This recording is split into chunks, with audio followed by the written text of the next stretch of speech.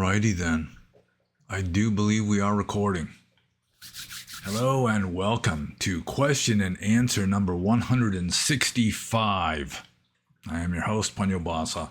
Some of you may have noticed I didn't put up a Q&A last weekend because I needed a vacation.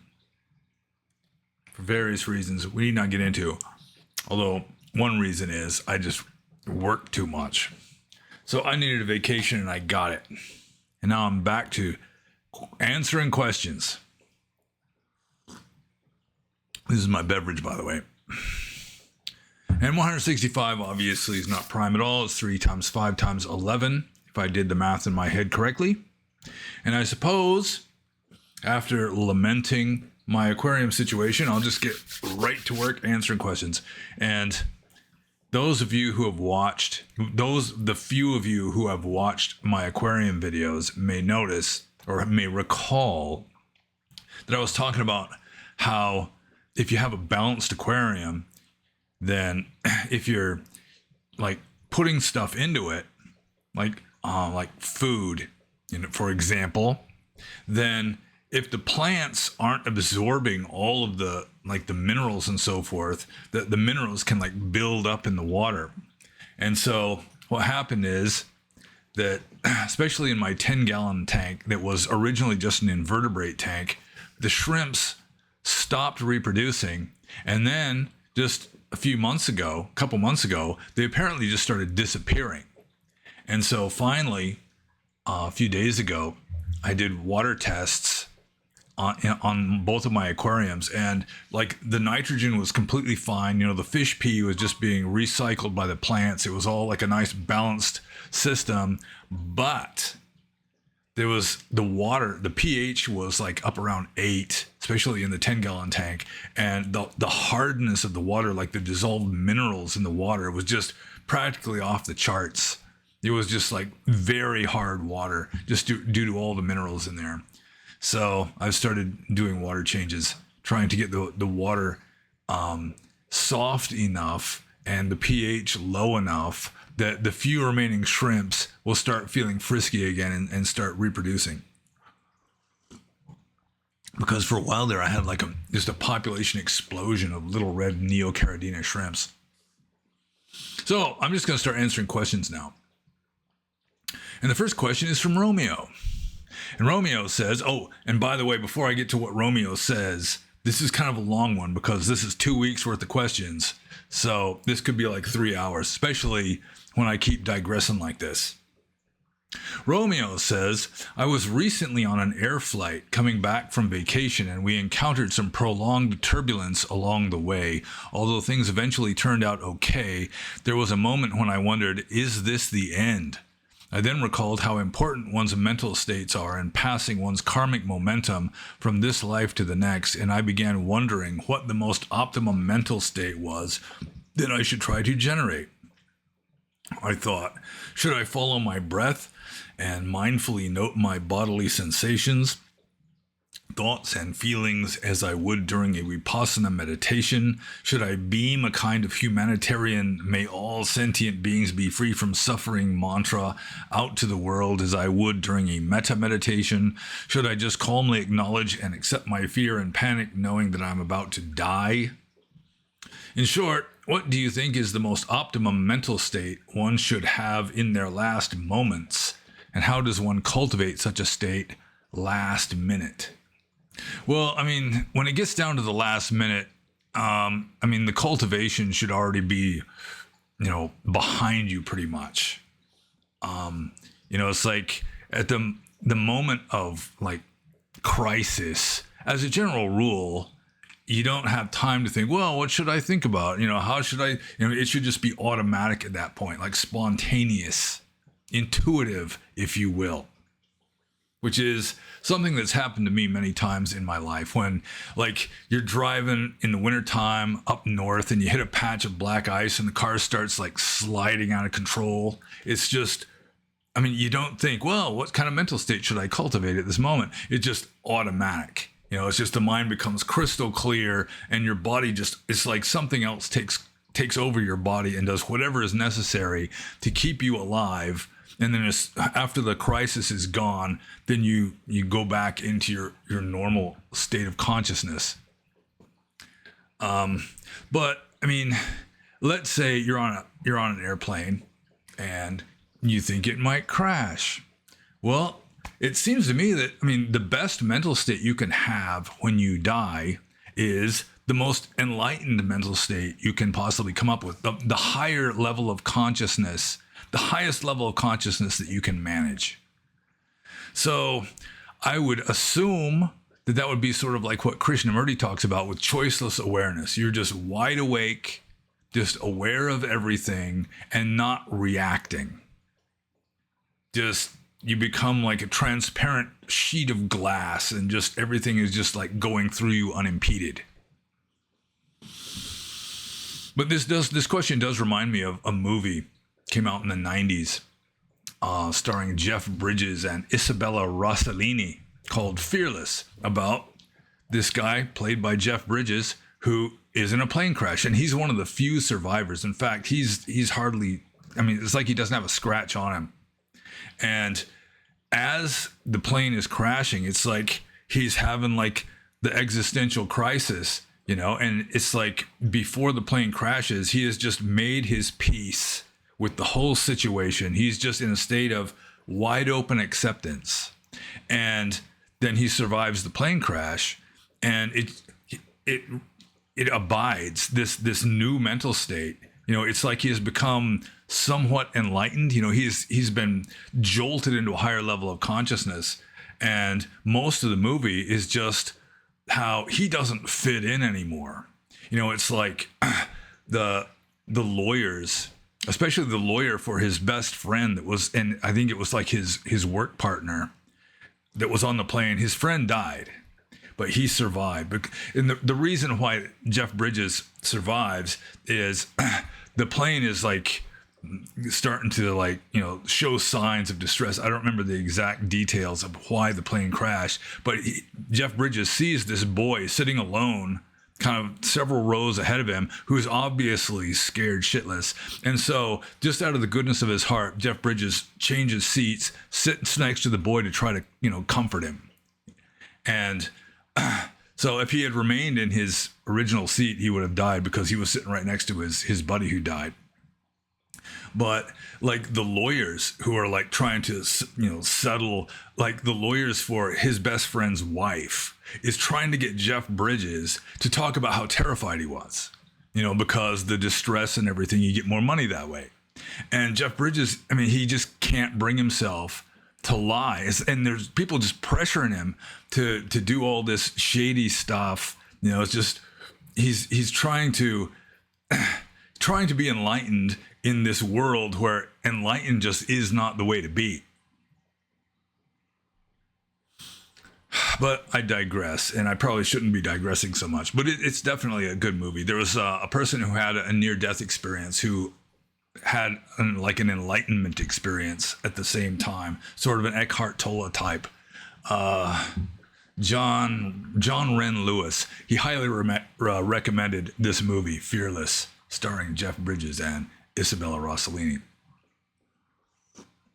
But getting back to the question, just the highest level of consciousness you can manage, just choiceless awareness.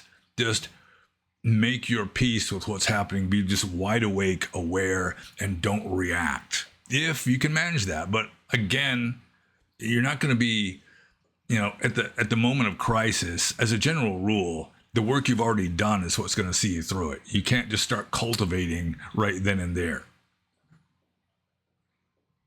So I guess I'm just going to move on to the next question. This is from I Should Be Dead Soon. And he says, is the intentional consumption of psychedelic substances by a monk considered an offense? And it can be. I mean, it depends on the reasons for taking it. If a monk takes psychedelic substances recreationally, then at the very least, it would be a dukkha offense, which is the lowest level of offense. A dukkha offense for taking a medicine without a legitimate medicinal need for it. But if he is taking it for what he considers to be like health reasons, especially like mental health, then, I mean, I'm sure it would be controversial. There'd be some who would say, yeah, for those reasons, it's all right. Then there'd be more conservative monks, conservative Asian monks who just consider all drugs to just be, like heroin, fentanyl, whatever. So, yeah, I mean, at least if you're taking it for spiritual reasons, you kind of have a foot in the door. But even if you're considering, if it's considered breaking a rule, it would probably be the rule. It wouldn't be the rule against drinking alcohol because you're not drinking alcohol. So it would be, in Pali, it would be majjapana. That's a Pachidya rule. If a monk consumes majjapana, which is intoxicating drinks, then, which generally means alcohol, then yeah, he's committed a Pachidya offense, which is like an intermediate level offense. But to take a medicinal substance without a real medical need for it is a dukkha offense, which is, as I say, is the lowest level of offense. And if you're a monk, you may consider it worth the cost, worth the sacrifice. Like, there is a rule that a monk is not supposed to be ordained unless his parents give their permission. But even if the parents do not give permission, the person can still be ordained as a monk, and the ordination is valid. It's just that the monks who participate in the ordination ceremony are guilty of this same dukkha offense, which is the lowest level of offense. So I knew this American man who wanted to be ordained, but both of his parents were like fundamentalist evangelical Christians. So they would not give their consent. But this American man went to Taungpulu Sayadaw, the founder of the tradition in which I was ordained, and told him about the situation. And Taungpulu Sayadaw is said to have said, the Sangha is willing to make the sacrifice, which means the monks were willing to break a minor rule by ordaining him without his parents' consent, just because they considered that to be for the greater good. So, I mean, there are times when it may be considered worthwhile to break a rule. You see a beautiful girl drowning in a lake. I mean, some really strict monks would just sit there and watch her drown because it's against the rules to be touching a beautiful woman. I mean, let alone like giving her mouth-to-mouth resuscitation or whatever. Like in my case, and it's against the rules. It's, again, a dukkha offense, a minor offense, for a monk to be like practicing medicine or giving medicines to lay people. To other monks is fine, but to like lay supporters, you shouldn't do it. But I'm living out in this area that's endemic for malaria, falciparum malaria, which is the worst kind. And one of my supporters, some village guy, nice guy, said that his daughter had malaria it was some god-awful amount of time. It was like 3 months or something. And fortunately, they have resistance. There's no way I would have survived for 3 weeks, much less 3 months. So I had some state-of-the-art anti-malaria drugs. So I thought, well, it sounds like she really does have malaria. And, I kind of asked, because villagers will attribute all kinds of, they don't really have much medical knowledge. So, yeah, I mean, she was having like fevers that would, every 48 hours, fevers and chills every 2 days. So sounds like falciparum malaria. So I gave him the pills and she got better. And I mean, to save somebody's life, it seems the better choice than just refusing to break any rules at all. So getting back to a monk taking psychedelic substances like LSD or something, then if he really thinks that it may help him spiritually, to knock him out of ruts, to blow the carbon out of his brain pipes or whatever, that it could like help to ground him or whatever it is, then that's his choice to make, I assume. And I'm just going to move on to I Should Be Dead Soon's next question, which is along the same kind of lines here. It says, if a layperson uses psychedelics for medicinal reasons, wouldn't that be closer to skillful means than a violation of a precept? It seems backwards that a doctor can hand out OxyContin, Adderall, or Lexapro, whatever that is, to kids, but an adult can't use LSD medicinally.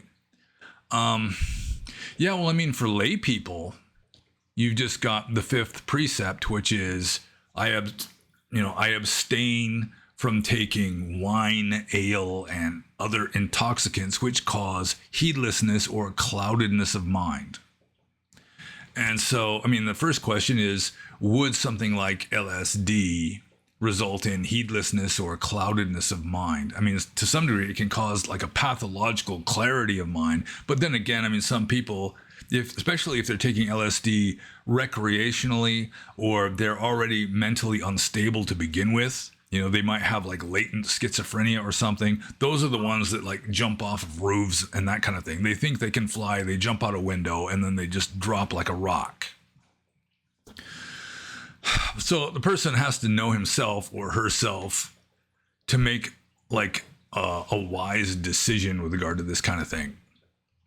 But let's see here. Let's get back to the question. If a layperson uses psychedelics for medicinal reasons, wouldn't that be closer to skillful means than a violation of a precept? Yeah, I would assume so. I mean, it would only be a violation of a precept if it makes you less conscious instead of more conscious. And my experience with psychedelics is it tends to make me more conscious. I was never really tempted to jump out of windows or any such thing. So, yeah, I mean, as a monk, I did take psychedelics a few times. And I also I attended a few ayahuasca ceremonies as a monk. Whether ayahuasca would be considered a psychedelic or not, I don't know. But some of the effects are similar. Like the visuals and so forth. So, yeah, I think it's a person has to be honest with themselves. You shouldn't take drugs just to escape from just the burden of ordinary conscious samsara, that kind of thing. But if you think that it really can help you my generation of monks, at least half of them started with psychedelics and then saw that there were other ways of looking at reality that are just as valid as the normal one, maybe even more valid. And then they wanted to try to cultivate these expanded states of consciousness without the chemicals. They got into meditation, eventually became monks. So it's not entirely a bad thing. Like Ram Dass started off with psychedelics. That's one reason why he was one of my heroes when I was in high school. He was kind of taking the psychedelic road to spirituality at first, although he eventually stopped taking the psychedelics, mainly because it wasn't necessary anymore. He could attain a lot of the same states just through meditation. And you shouldn't be doing meditation as a substitute for hard drugs. But for the sake of expanded consciousness, greater mental clarity. Okay, so I guess I answered that one. I'm going to move on to the next question. This is from Newman. And Newman says, outside of meditative insight, are there other ways to deduce former lives? For example, if you're attracted to X interest in this life, it could suggest some karmic attachment of a former life, and so on. Yeah, well, aside from meditative insight, I think one of the usual ways of doing past life regressions would be through hypnosis. So there's that too. There's no guarantee that what you experience in hypnosis or experience in meditation, for that matter, is a real, genuine past life. It could just be like subconscious imagination. For example, people that do past life regressions and they recall a life in like ancient Egypt or something, still they're speaking modern English. They still don't understand ancient Egyptian, that kind of thing. And then they might even pinpoint the exact year, like using the Christian calendar, which, yeah. So some of it, I'm sure, is just subconscious imagination. But aside from meditation, meditative insight, and also hypnotic regression, yeah, I've done that. Other ways to deduce former lives. It's like any kind of character trait that is not easily explainable through genetics and past experience. Then, that's hypothetically could be kind of momentum from a past life. And so, are just like intuitive, you can just get intuitive hunches that, it's certainly not proving anything. It's not really evidence, or just kind of flimsy evidence, but still, you can consider it. Like, I've had just a certain fascination for certain periods, or just a lot of karma. I've had a lot of Japanese karma in my life, for example. I've been to Japan 3 times, never really planned on going there. I just wound up there. I'm just traveling with some monks or whatever, and we stop off in Japan on the way to Burma, that kind of thing. And it's possible that I was Japanese in a previous life. I'm just kind of intuitively, that feels right. That like maybe around the 1700s, I was Japanese. Or like I have a fascination for like medieval England. And so there's a good chance. I've kind of used various like intuitive hunches and personality traits and so forth to come up with a kind of hypothetical existence for me in medieval, like 14th century England, where I was probably a rascally monk, didn't take my vows very seriously, may have met my current sweetheart at that time in medieval England. She was probably married to some kind of knight or lord or something, and I was just a rascally monk who'd like talk dirty in Latin to her, that kind of thing. Probably transcribe manuscripts for a living because the printing press hadn't been invented yet. Among other things, there's a good chance I died of bubonic plague, and I still have like a purple birthmark right in the area where I think I may have had the bubo. So, you can hypothetically come up with certain ideas, like maybe, but you shouldn't be too sure about it. It's just maybe. This maybe I was like some kind of shaman who worshipped cobras in like prehistoric northwestern India, like on the outskirts of the Indus Valley civilization. Maybe. It would help to account the fact that I just love snakes.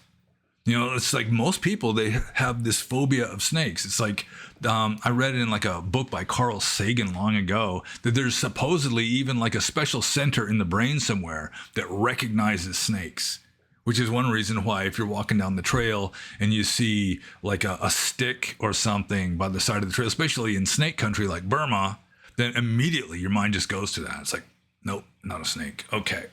And then you continue on your way. But for some reason, I would just be like filled with joy at seeing especially a big snake. A 6-footer, I'd just be in raptures. So, how do you account for that? Well, you could hypothesize, you could just guess that maybe I was into snakes, like in India or something long ago, where they did worship cobras. They might still worship cobras in a few places, for all I know. So, yeah, if genetics and past experience won't account for some fascination, like for some period in history, like ancient Greece or like early Republican Rome, that kind of thing, then, like I've had a fascination for certain cultures, and then certain other cultures, like Mesoamerica, no interest at all. Like China, not so much. Ancient Egypt, almost none. But then certain other cultures are really interesting to me. Why is that? You could just account for it in just totally mundane ways, or you could say, well, maybe I lived in that culture long ago, and that's why I'm so interested, why there's such an affinity. But you really can't be sure. It's just all the sort of this speculation. And I'm just going to move on to Newman's next question. He says, if you encountered powers, or siddhis, I guess EDs in Pali, during your time and experience as a monk, did they solidify a belief that Buddhism was the truth? Well, Buddhism is the truth is really just a totally scattershot kind of statement. because I don't think everything in Buddhism is necessarily true. Like the mythology and stuff that gets added, or like some of the Indian cultural elements that just kind of got absorbed into Buddhism because Buddhism arose and developed in India, northern India. So, yeah, maybe I would kind of tweak the question, not so much that Buddhism is the truth, but like Dharma or Dhamma is the truth. That might get a little closer to like a really accurate sort of statement or question, or more applicable anyway. And I got to make sure that we've been recording for several minutes already. So, yeah, I mean, encountering powers, just having strange events, strange synchronicities, especially when doing intensive meditation, just weird coincidences that are hard to account for, or just strange experiences in general. I mean, that doesn't necessarily prove that Buddhism is true, but it can prove that like spirituality really has something to it. That, if you're doing like intensive practice and your mind is more open than usual, then synchronicities and just strange coincidences and so forth are more likely to happen. In fact, it may be that once a person becomes enlightened, or just like a really advanced sage, that these synchronicities are so commonplace that they're just assumed to be the psychic powers of the sage, when really it's just he is such a liminal being that the rules of samsara kind of weaken around him, allowing kind of strange things that are against the rules to happen. So let's see, get back to the question, because I just keep just toddling away from the question. If you encountered powers during your time and experience as a monk, did they solidify a belief that Buddhism was the truth? I mean, it strengthened my faith in just Dharma in general, I suppose. It just seemed like a kind of vindication. Let's see. Oh boy, I forgot to mention something. Maybe I can get to it later, because there was a question. The question of that I should be dead soon, talking about lay people using psychedelics for medicinal reasons. Yeah, I mentioned before, I used to have a friend, an American. He started off as a monk, and then he became like an ex-monk who still was like a meditating hermit in Burma. He lived in the big hollow tree, and he had a supporter in America that was sending him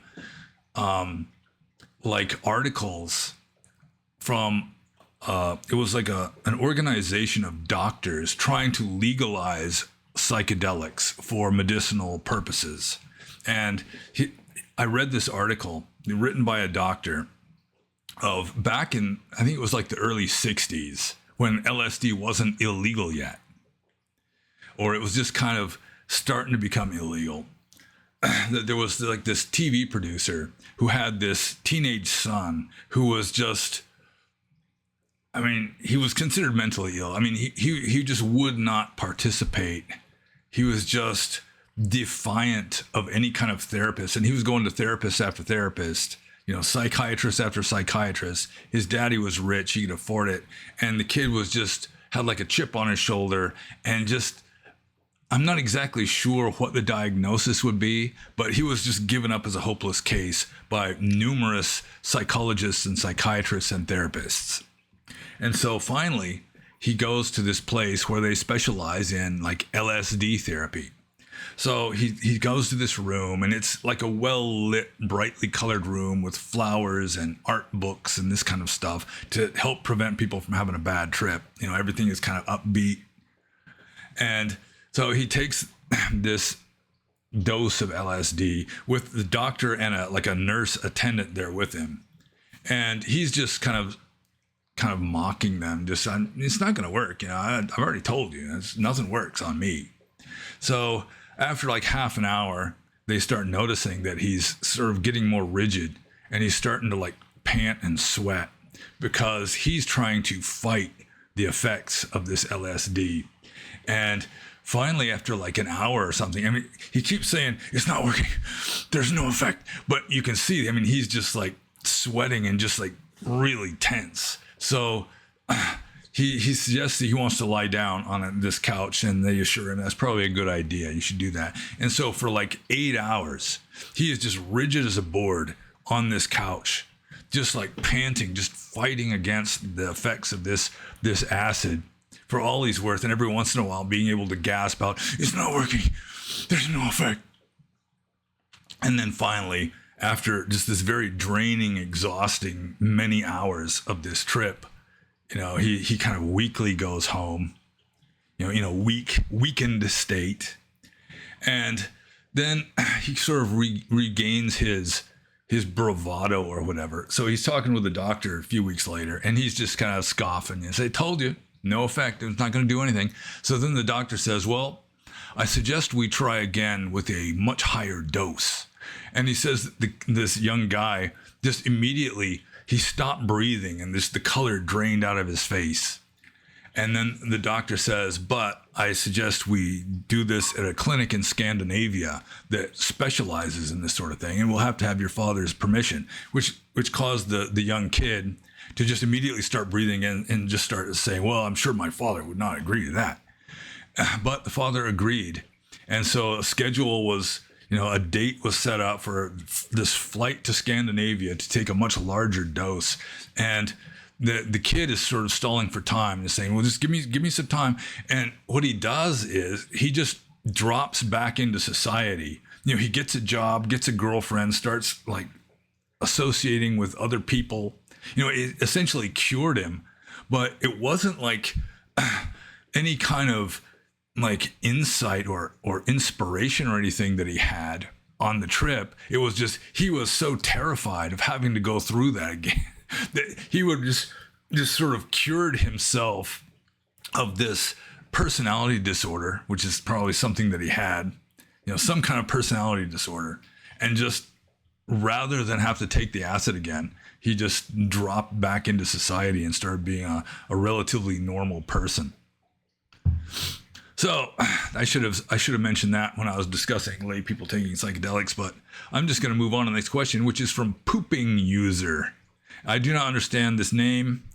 It's somebody on BitChute, which can help to explain, because BitChute, you get a whole different class of commenters than you do on YouTube. It's like BitChute used to be sort of the refugee camp for the people kicked off of YouTube. Sort of like Minds was like for the people that were kicked off of X back before Elon bought it and turned it into X. So anyways, Pooping User says, how can we better understand the mechanism of animal sacrifice? Which is kind of a strange question. Most religions did do animal sacrifice, or at least lots and lots of them. The well-known religions, Judaism did animal sacrifices. It's all through the blood-soaked pages of the Old Testament, especially like Mosaic law. You're supposed to sprinkle the blood here and smear it on the horns of the altar there. And ancient, like classical paganism, animal sacrifices. Although even the ancient Greeks, they had already started growing out of animal sacrifice. It was more of sort of like a community gathering where it was only like thigh bones wrapped in fat that were actually burned on the fire. And then the good meat parts were like cooked. It was like a big cookout and distributed to all the attendees, that kind of thing. But animal sacrifice, I think there's like two main reasons for it. One reason is, sacrifice to pastoral people, back before there was a money economy, wealth was measured in terms of like cattle. That was the way it was for like the ancient Hebrews, the ancient North Indians, probably a lot of like European types where, you don't have, so your wealth is determined by how many cows you've got, how many horses, that kind of thing. And so sacrifice, one of the main purposes of sacrifice is you are like paying, you're making an investment. You are like sacrificing what is of value to you in order to get something that is of value, like from a different direction. It's sort of like you're causing a kind of imbalance in the cosmic balance. By destroying this thing of value to you, in a way, it creates like a vacuum that will cause more value to flow in and fill the gap, which is maybe a kind of value that you don't have as much control over. It's the gods are going to reward you for offering this cow to them that they didn't really want or need. But still, it's like this gesture, sort of like the cat kills a mouse and just brings it to your feet. It's like you don't have any need for a dead mouse, but I mean, you kind of have greater affection for the cat just out of the fact that this cat is wanting to give you something. This cat has made this gesture of love towards you. So you could think, well, the gods kind of have a similar kind of feeling towards humans that offer dead cows or whatever it is, maybe even 100 cows at the same time, a hecatomb. So that might be a third answer. So that would be like the obvious superficial explanation for a sacrifice is, you are showing your respect and veneration to the gods in order for them to smile upon you. That would probably be like the superficial normie kind of explanation. Then another explanation would be like what I was getting at, where by destroying what is of value to you, you're creating sort of like a karmic imbalance that will then cause good to come back to you, especially if you believe in that sort of thing. But also, especially with regard to animal sacrifice, and I remember reading the Emperor Julian, who was the last pagan emperor of Rome. He actually went through this kind of a sacrifice where you get it down into a pit and there's like a grating over the top of you. And then they lead a bull over this grating, probably like a white one or just a really like a perfect specimen, and cut its throat. And then the blood just like rains down on you and has like some kind of cleansing effect, that kind of thing. That to some degree, it's liminality, where by like killing a living conscious being it's to some degree liminal, especially if you are relatively conscious, that animal hasn't done you any wrong, and you're not doing it for just the sake of food or leather or whatever, that you've got like these kind of metaphysical ideas, and it kind of weakens the fabric of samsara to some degree. Like I was talking about being around an enlightened sage, how they are liminal beings, which kind of weakens the rules, the laws of physics even, that allows strange coincidences and even more than strange coincidences to occur around them. And animal sacrifice, or even worse or more intense, like human sacrifice, is a very liminal act, which can cause juju to enter into this version of reality, which can then potentially be harnessed. In fact, I don't know if I mentioned this on a Q&A, but I do have a theory about, for example, the assassination of Charlie Kirk, where there's all these abnormalities. He gets shot through the neck with a 30-06 rifle, which is like a big game rifle. You use it for like hunting grizzly bears. And I mean, it doesn't even come close to blowing his head off, that kind of thing. Or just there's other like anomalies associated with this kind of thing. And it could be, I'm not insisting that this is the case, but it could be that it's such a liminal thing, like this public execution practically, that it's sort of causing like glitches in the matrix, which causes these abnormalities to be more likely, which is maybe one reason why there are so many anomalies with regard to just about any like high profile atrocity. Like 9/11 is another one. Or the assassination of John F. Kennedy is another one. There's all these conspiracy theories and everything trying to account for these apparent anomalies. It's not just a straightforward thing that is just completely follows the known laws of physics, that there's all these weird glitches somehow. So animal sacrifice can have some of that factor added to it also. But if you want to better understand the mechanism of animal sacrifice, I suppose you could read texts from people in cultures that really took it seriously. But there's all these different ways of understanding it. Like in Vedic literature, you've got the Vedas, you've got the Brahmanas, and you've got the Upanishads. The Brahmanas were in between, and they were mainly like technical manuals on conducting animal sacrifices. Or maybe at that point they were getting away from animal sacrifice, but I don't think so. This was pre-Buddhist time, so probably it was still animal sacrifices at the time. And there's a school of Hinduism called Mimamsa, where they still kind of take this seriously, where the sacrifice isn't just, you're showing your reverence for the gods and everything. It's like if you do the sacrifice perfectly, you are compelling the gods essentially to do your bidding. Or it's even more than that. It's like by doing this sacrifice perfectly, you are maintaining the cosmos. I think the Aztecs had some of that kind of philosophy also, and they were doing lots and lots of grisly kind of sacrifices. So I hope I answered that question, because I'm moving on to the next one. Also by Pooping User. He says, what is an acceptable bed for 8 precepts? Well, an acceptable bed for monks is, first of all, a bed that's narrow enough that only one person can sleep on it. And you're supposed to stay away from high and large beds. Let's see.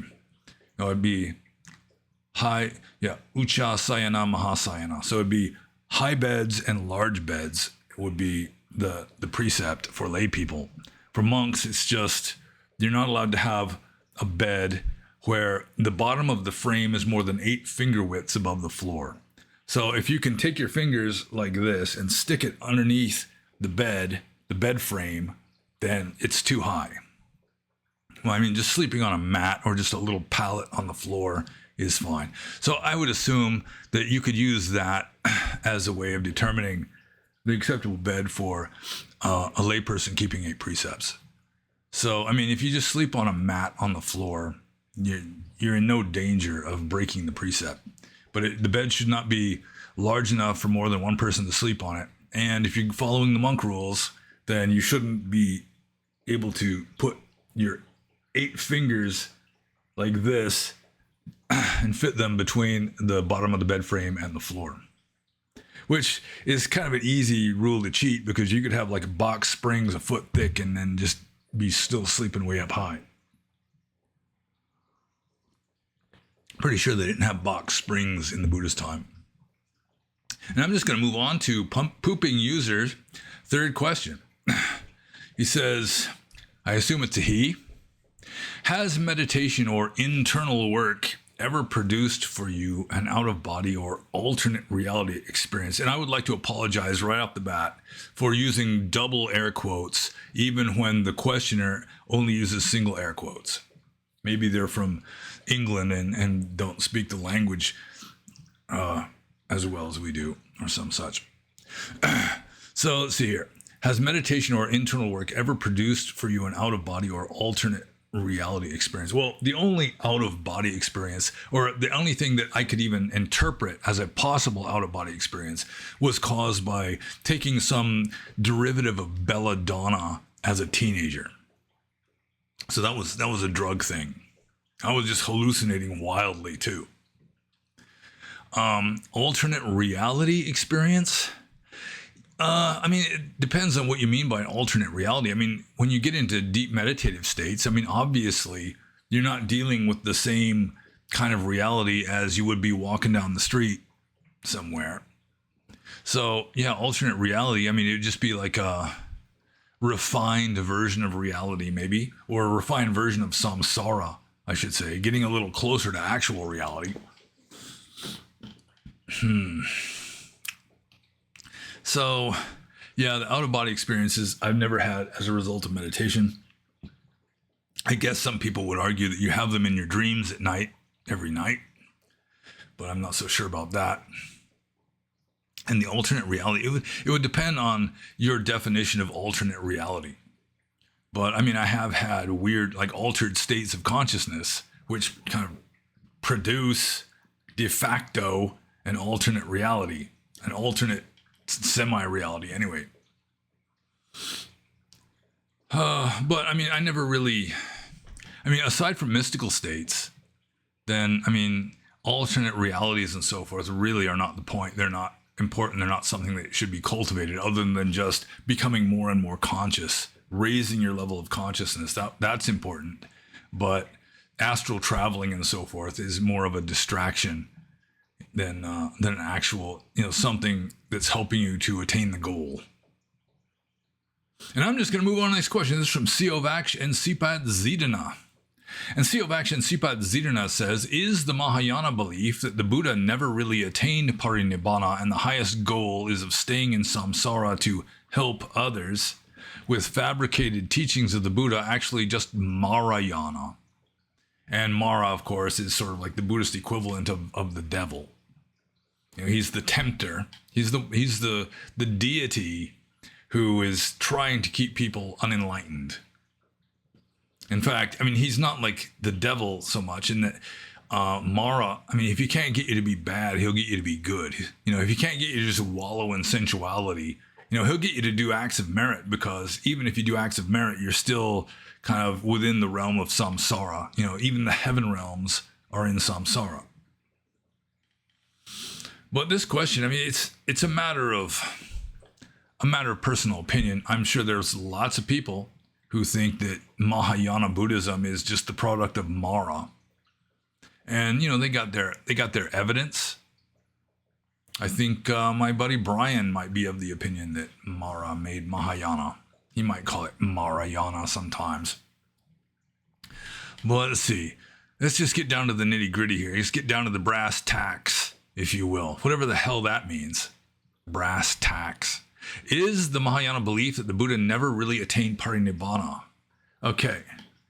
Yeah, I mean, he wouldn't be the Buddha if he well, and see, parinibbana would be when he dies. So they're just assuming that he did become enlightened, but then after he died, he still continued to exist as some sort of cosmic entity or something. Yeah, I don't know. It's like I'm sure there have been wise, probably even fully enlightened, assuming that their full enlightenment can exist in samsara, that there have been really wise Mahayana Buddhists, even if some of their beliefs or tenets seem absurd on the surface. Just like I think there may have been enlightened Catholic saints, despite the fact that some of the beliefs of Christianity are somewhat far-fetched from a non-Christian point of view. So, yeah, I mean, so long as they're not saying that he didn't become enlightened, but I mean, the idea that the Buddha continued to exist after he died, I mean, even Ajahn Mun believed this. And he is Theravada. In fact, he's considered to be like the classic example of an arahant in Thailand. And he believed this. That, I mean, after that, in his biography, I can't remember if it's his autobiography or his biography. I think it was his biography composed by Ajahn Mahabua, who also is considered to be an arahant, that Ajahn Mun was having long deceased Buddhas with retinues of hundreds of long deceased arahant disciples coming to visit him at night and discuss Dhamma, which that's kind of far-fetched to me, even though a lot of devout Buddhists, especially ordained in a Thai tradition, would not dare to assume that maybe Ajahn Mun was a little bit nutty in addition to being very wise. I mean, there's not necessarily any conflict between being like really eccentric and having weird ideas and at the same time being very spiritually advanced. In fact, sometimes they go hand in hand. The highest goal is staying in samsara to help others. Yeah, that I would consider to be more like Mara-esque, more samsaric, because I mean ultimately there are no others. That it's like the sutra of Hui Neng, the platform sutra of Hui Neng really stuck with me, where Hui Neng supposedly says, even though this I've come across later evidence that it was a cooked up kind of a fake sutra, but in the sutra itself, Hui Neng says that, when you become enlightened, you look around and you see everyone else is enlightened too. When you look through enlightened eyes, you see nirvana, you see enlightenment. Everything is enlightened. Sort of like in the New Testament when Paul of Tarsus says, to the pure man, all things are pure. So, yeah, I think the whole Bodhisattva vows of essentially just defying the teachings of Gautama Buddha, the historical founder of the tradition, who says, if you can do it, get enlightened in this very lifetime. And I really think that the whole stratification of enlightened beings with the Buddha up here, a Sama Sambuddha up here, and then below that you got Pacceka Buddhas, and below that you've got like great disciples or chief disciples, then great disciples, then at the very bottom you'd have the dry visioned arahant who is fully enlightened but nevertheless doesn't have any psychic powers or any such thing, can't even remember his past lives, can't even read minds. I think that is an artifact of Indian culture, where the Indian philosophers were trying to just analyze everything to death, just classify, making lists, analyzing the hell out of everything. And I think they really jumped the shark sometimes. But ultimately, I do think the Buddha was enlightened, and he was teaching other people, I became enlightened, you can become enlightened too. I mean, there's just enlightened. You're either enlightened or you're not. Full enlightenment is zero delusion. Nobody's going to have a higher zero delusion than somebody else with zero delusion. The wisdom is going to be the same. So, yeah, I think the idea that the Buddha never really attained parinibbana and still kind of exists within the context of samsara, that is... It's not Orthodox Theravada, obviously. And even if the Buddha did somehow still exist, there'd be nobody there. It's like an enlightened being. They don't have any self-view or anything. Their karma is like what's denatured, if they have any karma at all. So, in a way, they become almost like an NPC or just, part of the matrix, but it's sort of like a pure part of the matrix, that there's really nobody there. So, that is a little more acceptable than the idea that the highest goal of Dharma, of Buddhism, is to stay in samsara, to essentially stay unenlightened, in order to help other beings who ultimately don't even exist. In ultimate reality, there are no beings. So, yeah, I think that aspect of Mahayana is just anti-Buddha. Or at least it can certainly be interpreted that way. And I'm just going to move on to the next question. This is also from CO of Action, Sipad Zirna. And he says, do you agree with her? She seems 100% correct to me, but people don't want to face reality. And he shows this like a YouTube short. I think it's from YouTube or X or something, just this little short video of somebody interviewing this woman on a train or a bus or something.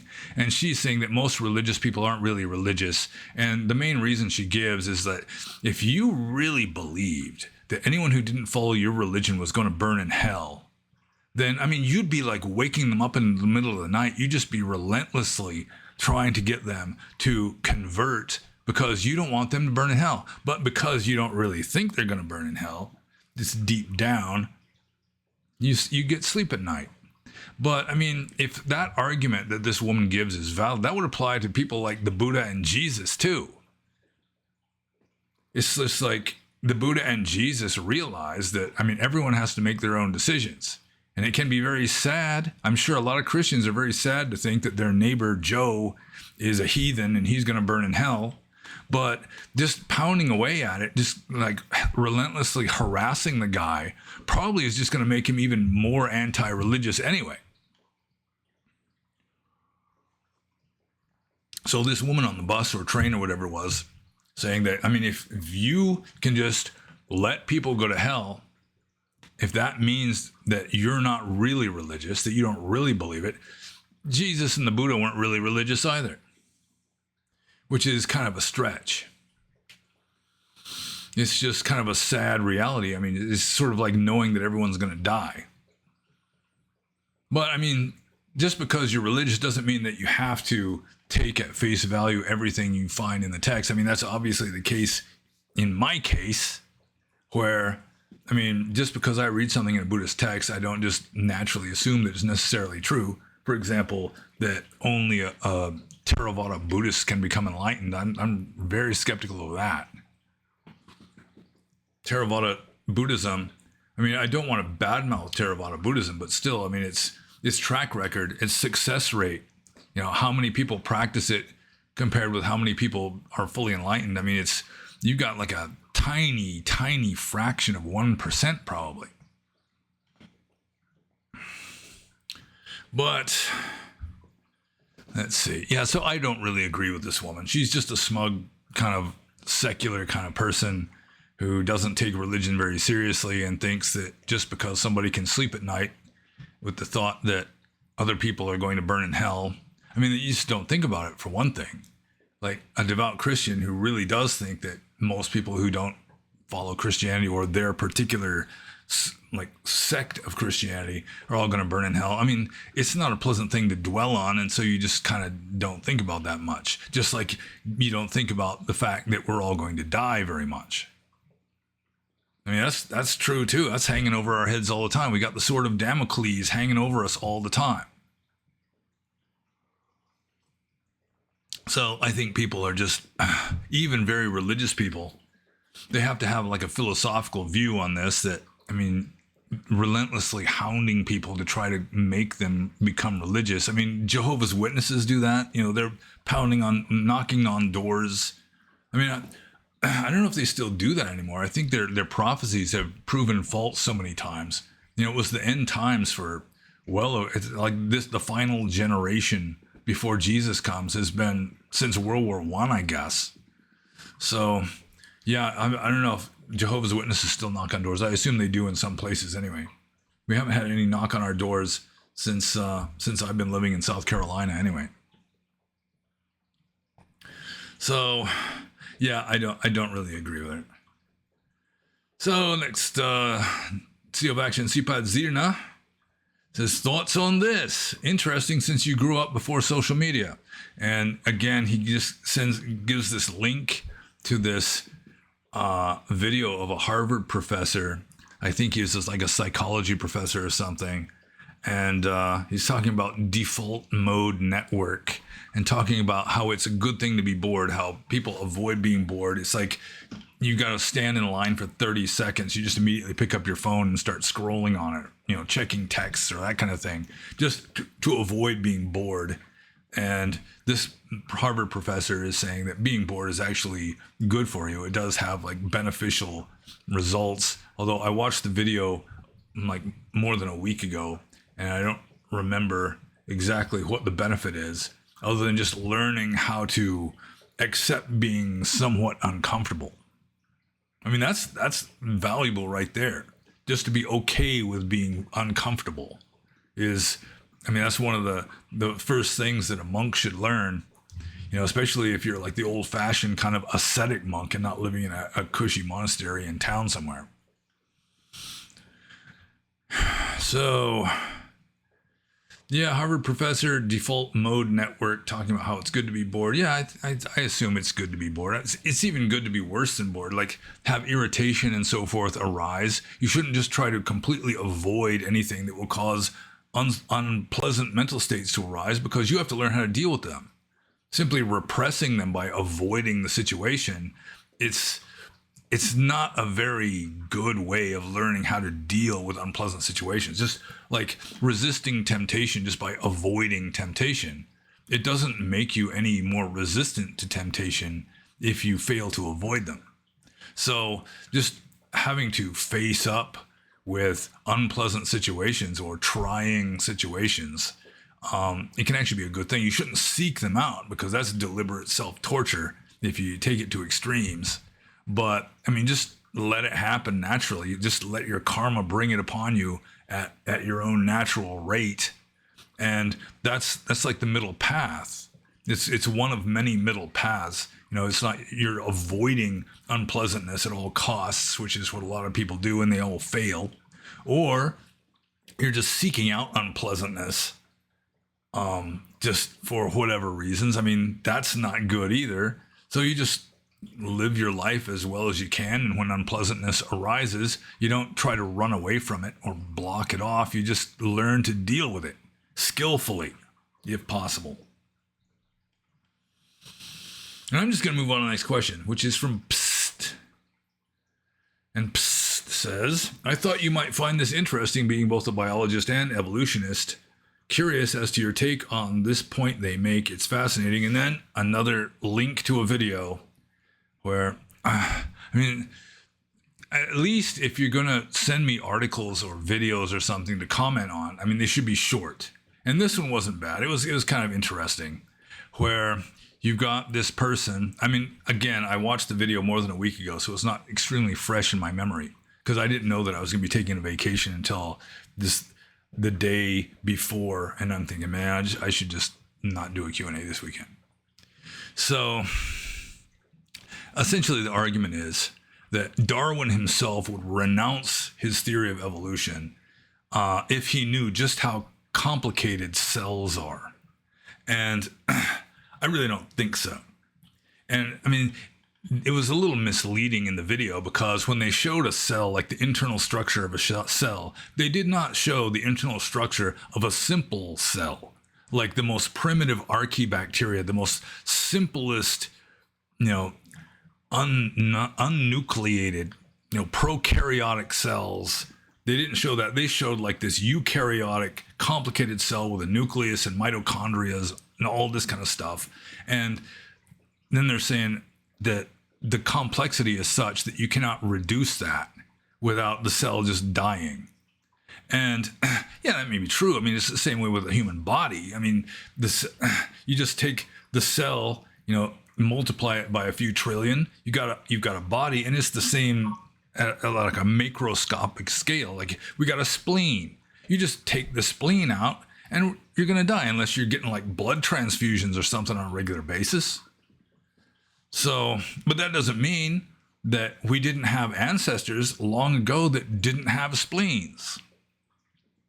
So, getting to like the simplest cell, I mean, it would be archaebacteria. It would be, I mean, there's an entire kingdom now, the archaebacteria, or they may have changed the name of it, but they're all anaerobic. It's like anaerobic, very simple bacteria. And they're anaerobic because apparently they evolved back when the Earth's atmosphere was anaerobic. There was no free oxygen yet, which is the way it was on this Earth for billions of years. So, yeah, I just don't think it's a good argument. And probably these people are creationists. I would guess these people are creationists. I mean, for the most part, people who argue against evolution, like on platforms like YouTube, tend to be Christian creationists. I think there's like a new kind of people now that are also arguing against evolution for other reasons, but they don't have any option to replace it with. You know, it's like evolution is just mathematically impossible, but then they offer no alternative. It's just, we can't figure out how it happens exactly, therefore it's bullshit, which is kind of hubris in my opinion. Or you got the Christians who just say, nope, the Bible's true and God did it. And that vindicates their religion and so on and so forth. Helps to take down a peg or two, the main rival to Christianity and Western civilization with regard to understanding how reality works, how the phenomenal universe works. So I think probably the earliest life would have been like a pond that was full of sort of like an organic soup. And I've said before that the earliest proto-life would just be like a very simple enzyme, which is a protein, a very simple protein which replicates itself. But then taking a shower the other night, it dawned on me that in this pond, you could have lots of these different proteins that are like, what's the term? What does an enzyme do? It facilitates a chemical reaction. So you could have one protein that replicates, just one stage in the reproduction of itself. And then you'd have another protein as an enzyme, just helping along another stage of just linking another amino acid onto the chain. And so you just have this pond of various simple proteins that are sort of, not deliberately because they don't have minds, but just because it works, are just sort of contributing to this organic soup in this pond. And something like DNA, like nucleic acids, that would come later. And also cell walls, like lipid membranes, that kind of stuff would come later. And I did a speech. I had to do an oral report in college once about how lipid membranes evolved, the first cell membranes. And there's a thing called a micelle, where like a fatty acid or like a lipid molecule, it's polar at one end and non-polar at the other. So it's soluble in water at one end and it's more like oil soluble on the other end. And it forms this kind of cluster called a micelle with, I think, the water soluble ends all pointing outwards into the water. And that could be like sort of a nucleus for the evolution of cell walls or just cell membranes, where you've got like a double layer of these with the water soluble aspect pointing one way or the other. It's been a long time, but yeah, they should start, if they're going to be having this kind of conversation, start with discussing archaebacteria, like the earliest, simplest, most primitive living things, not show pictures of this really advanced, practically modern cell with all these organelles and everything. And the organelles, according to evolutionary theory, at least widely accepted evolutionary theory, that like the nucleus of a cell and mitochondria and chloroplasts and all that. I guess mitochondria itself would be plural. Mitochondrion, I think, would be singular. But anyways, that those were like symbiotic bacteria that were invading a larger bacterium. So that's, that in itself is kind of a blow to the irreducible complexity argument. But I really don't think that Darwin, if he were alive today, would renounce his own theory, because evolution, the fact that evolution takes place should be so freaking obvious. Just looking at the fossil record. The fossil record alone is sufficient to demonstrate that life has evolved over time. So, the argument shouldn't be whether it happens, it's how it happens. And if these people that are arguing against it, they say that it's impossible, it couldn't happen that way. If they can come up with a better theory, which they can't, or at least adopt a little bit of humility, where they say, okay, just because I can't figure it out exactly, the mechanism by which it works, doesn't mean that it's impossible. Unless, of course, you're a creationist Christian. And then you jump at that because you want the Bible to be true. So, yeah, irreducible complexity is kind of true. It's true even with the human body. You take out one of our vital organs, of course we're going to die. But that doesn't mean that all of our ancestors had that same kind of vital organ. It gradually evolved into such a configuration of parts that's like a vital part, but our ancestors didn't necessarily have those vital parts. Like a nematode worm, not that we're descended from nematode worms, but a nematode worm, it doesn't have spleens and kidneys and stuff. Maybe I should have said an arrow worm. We are descended from something similar to what is called an arrow worm, which is sort of like an invertebrate, simple proto-fish. It's sort of like a tadpole kind of thing. Anyways, I think I'm just going to move on to this question. There's lots of questions. There's less than 40. So, we have had more questions than this, even going once a week. But still, I don't want to be going for 4 hours. And this next question is from Cherzaskaziz. And Cherzaskaziz says, how an enlightened being can feel complete indifference to people's death and full compassion towards them, i.e.g., not feeling any grief or so. Maybe he was going to say sorrow and then just stopped. So, yeah, the question is, like, how can you be fully enlightened? You don't suffer, but at the same time, you feel compassion, which literally means suffering with. It's just a good question. And I wrote an essay on this long ago. It might be in one of my books. It might be that old, where I think the title of the essay was Compassion Means Suffering With. So how could an enlightened being have compassion if he doesn't suffer? And I remember the illustration I used for the essay is an actor playing King Lear with the fool. I mean, he's like raging at the storm. You know, he's going mad with grief. And I mean, if you look at King Lear, like raging at the storm, going mad with grief as an actor, then at one level, he's living the role, you know, especially if he's a method actor. But at another level, then he's like rejoicing that he's playing Lear on stage. You know, it's like this other level of reality. So I assume an enlightened being, I mean, when people experience suffering, I mean, he can feel that, you know, especially if he's able to like read minds, he's like empathic or whatever, then he can feel it. It's just that he is interpreting it at a very different level than the person who's wallowing in samsara. He is enlightened. He knows that this is all just kind of a superficial show. You know, it's the Matrix. So, I mean, if you can feel a certain compassion for King Lear standing alone in the rain, going mad with grief, raging at the sky, in a way you can feel sorry, but at the same time, you know it's a play.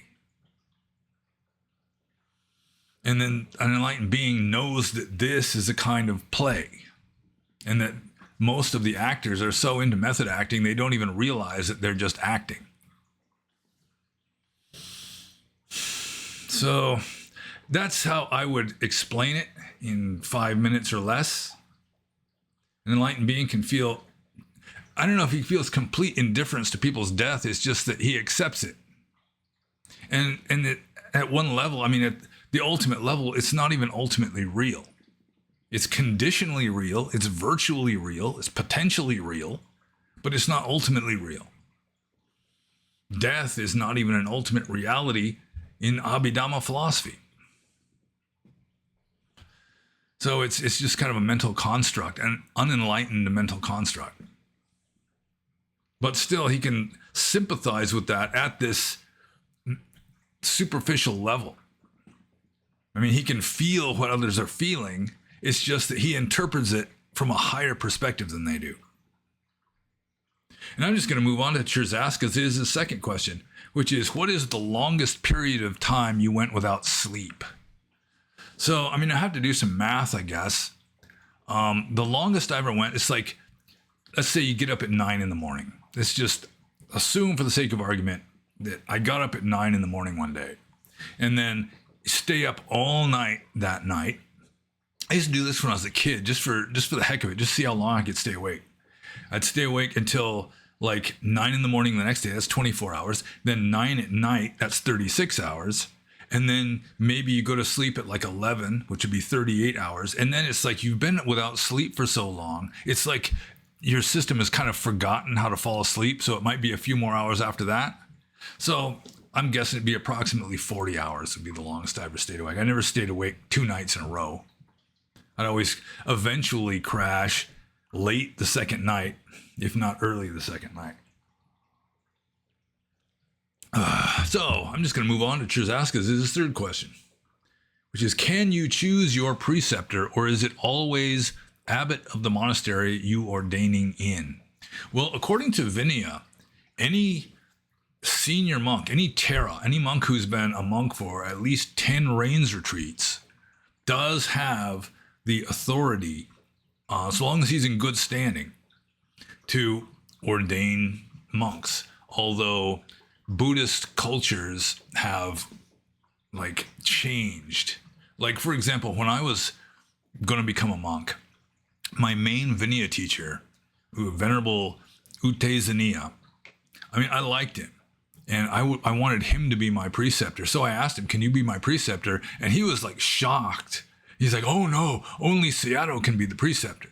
So in Burmese tradition, then as a general rule, it's just the abbot who can be a preceptor. It may be some monasteries, like if it's a big monastery, like I stayed at Mahayana and the rains retreat I spent there were 600 monks and 900 novices there. So it may be in a big monastery like that, there'd be like a lieutenant Sayadaw who is like, he is allowed to ordain monks, that kind of thing. And in Thailand, it's even worse because in Thailand, you're not, it's like illegal in Thailand for a monk to ordain junior monks without the permission of the government. It's like you have to get some kind of certificate or something from the federal government in Thailand before you can ordain anyone, even if you're like the Ajahn of your own monastery, that kind of thing. You could have been a monk for 30 or 40 years.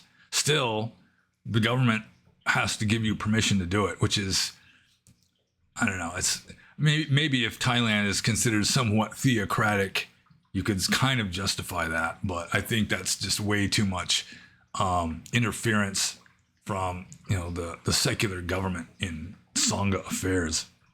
But according to Vinaya, I mean, if you're a senior, if you've been a monk for at least 10 years, then you have the right to do it. But it's not necessarily the way it works. I don't know how it works in other Buddhist countries like Sri Lanka. But technically, I mean, it would just, as long as the government's not involved, like in Burma, I am sure there are monasteries, especially bigger monasteries, where the abbot just kind of relegates authority to ordain junior monks to other like qualified Sayadaws at that monastery. But it varies from monastery to monastery, I'm sure, and from Buddhist country to Buddhist country. So I'm just going to move on to the next question from Buddha Warrex 969. And Buddha Warrex 969 says, what's more important for your rebirth? What you've done or not done your entire life, or your mental state or thoughts in the face of death? Well, your last conscious moment before death is probably the one most important determinant of what your next conscious moment after like at rebirth, your rebirth linking consciousness is going to be. So it's like your very last mental state in this life is arguably the most important with regard to determining what your first mental state in the next life is going to be, which is going to have a big influence on what your next life is going to be, that kind of thing. But what is more important for your next life in general is going to be all this karmic momentum that you've brought into it. So it's like your last thought in this life may be most important with regard to your very next thought, because that's like a continuum of momentum. But all your problems and character traits and all that kind of stuff is going to be this baggage, karmic baggage from lifetime after lifetime of just wallowing in samsara, stumbling through samsara. So it may be that your last conscious moment before death is helping to determine like what realm you're going to be born in. But all the rest of it is going to be the karmic momentum that you're bringing with you. And so let's say you're kind of a icky person, very unskillful in your actions, and then you just have this epiphany when you're dying, which allows you into a relatively blissful realm. But then you're just not going to fit in there very well, and you may not last there very long because most of your karma is kind of more in a downwards direction. Similarly, if you've been a saintly, relatively wise person, and then you die in some kind of agony, like cursing somebody, which causes you to be like be reborn as like a peta or ghost or something, then you're probably not going to fit in there either.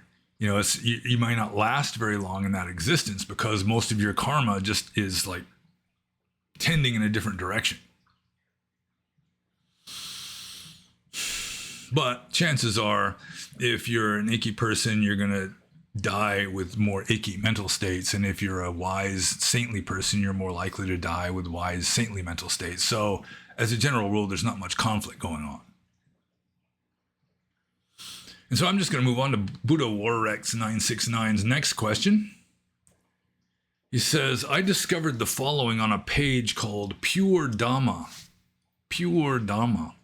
and would like to hear your opinion. It's just a small excerpt from a longer article. And then we got quotes here from this article saying, when Rhys Davids and others began the English translations, they were heavily influenced by Sanskrit Mahayana sutras as well as by Vedic literature. When the Europeans began trawling through all these different Pali and Sanskrit documents, they must have been overwhelmed by their complexity. It took some time to separate Buddhism from Hinduism, and in the process, some concepts became confused. For example, they assumed that anatta was the same as anatma, or anatman, which is a Sanskrit word, but with a different meaning, no self. Similarly, they took anicca and interpreted it as the similar Sanskrit word anicca, meaning impermanent. Most people write it as anatta. It doesn't matter how you spell it, as long as you understand the meaning, without refuge, without substance, helpless, but not as no self. And then Buddha Warrex, that was an unquote. And then Buddha Warrex says, this is all very interesting. Please read the entire article yourself and let me know what you think. Well, I haven't read the entire article yet, but I have read this excerpt. And I mean, it's probably true that when the first pioneers in studying Pali texts, like T.W. Rhys Davids, when they started studying Pali, they were probably heavily influenced by Sanskrit Mahayana sutras, which were better known back then, probably still are, to Western scholars, as well as by Vedic literature. Yeah, I'm not exactly sure how much Vedic literature these early pioneers, I mean, they generally started off with Sanskrit. So there's a good chance they'd read the Gita and the Upanishads and that kind of thing. So let's see, when the Europeans began trawling through all these different Pali and Sanskrit documents, they must have been overwhelmed by their complexity. Yeah, especially the Mahayana ones. I mean, the Pali text, I mean, it's, so long as you stay away from Abhidhamma and the commentaries, there's not an extreme amount of complexity. It's relatively straightforward. See, it took some time to separate Buddhism from Hinduism, and in the process, some concepts became confused. Well, maybe, and then he gives the examples. They assume that anatta was the same as anatman, which is a Sanskrit word, but with a different meaning. Well, how do they know that? That there's this person, whoever wrote this article, is saying that anatta, which literally means no self, doesn't mean no self. It says it means without refuge, without substance, helpless. Yeah, I mean, even the Orthodox Pali texts do not imply that anatta means without refuge, without substance, helpless. I mean, without substance, maybe that's what Mahayana teaches with regard to anatta. You know, there is no self because there isn't anything really, ultimately. I mean, some Mahayana schools teach that. So, I mean, then you can compare no self with no substance. Yeah, I mean, that's fine. But still, with no substance, you have no self. And this without refuge, where the hell do they come up with that? I mean, that's not supported by the Pali texts themselves. It's, if this article is correct, then apparently all Theravada Buddhists are making the same mistake as the early Europeans. The early European translators of Pali texts, the first pioneers. And I don't think so. I mean, I was a monk for 30 years. I still think anatta means no self, and anicca means inconstancy or impermanence. Impermanent. And when I was in Burma, the monks thought the same thing. So it's not just Western, like Christians turned Pali scholars that are understanding things like anatta as no self and anicca as impermanence. I mean, it's pretty much all Buddhists, including conservative Asians that have never been to the West, believe the same stuff. So, yeah, I think whoever is writing this has an axe to grind, and it may be that they are one of the Western kind of Buddhists or quasi-Buddhists that still just intensely, vehemently want to believe in a self. So they'll just say, well, they don't understand. I do. Kind of like Ken Wheeler kind of approach to Buddhism. He's the authority. He knows more about Buddhism than just about any Buddhist, supposedly. Anyhow, I'm moving on to the next question. This is from Dripwalker. And Dripwalker says, is it possible to spiritually heal mild chronic neuropathic phantom pain? Anything is possible. Anything. Unless maybe it's just a complete logical self-contradiction, like, a square circle or something.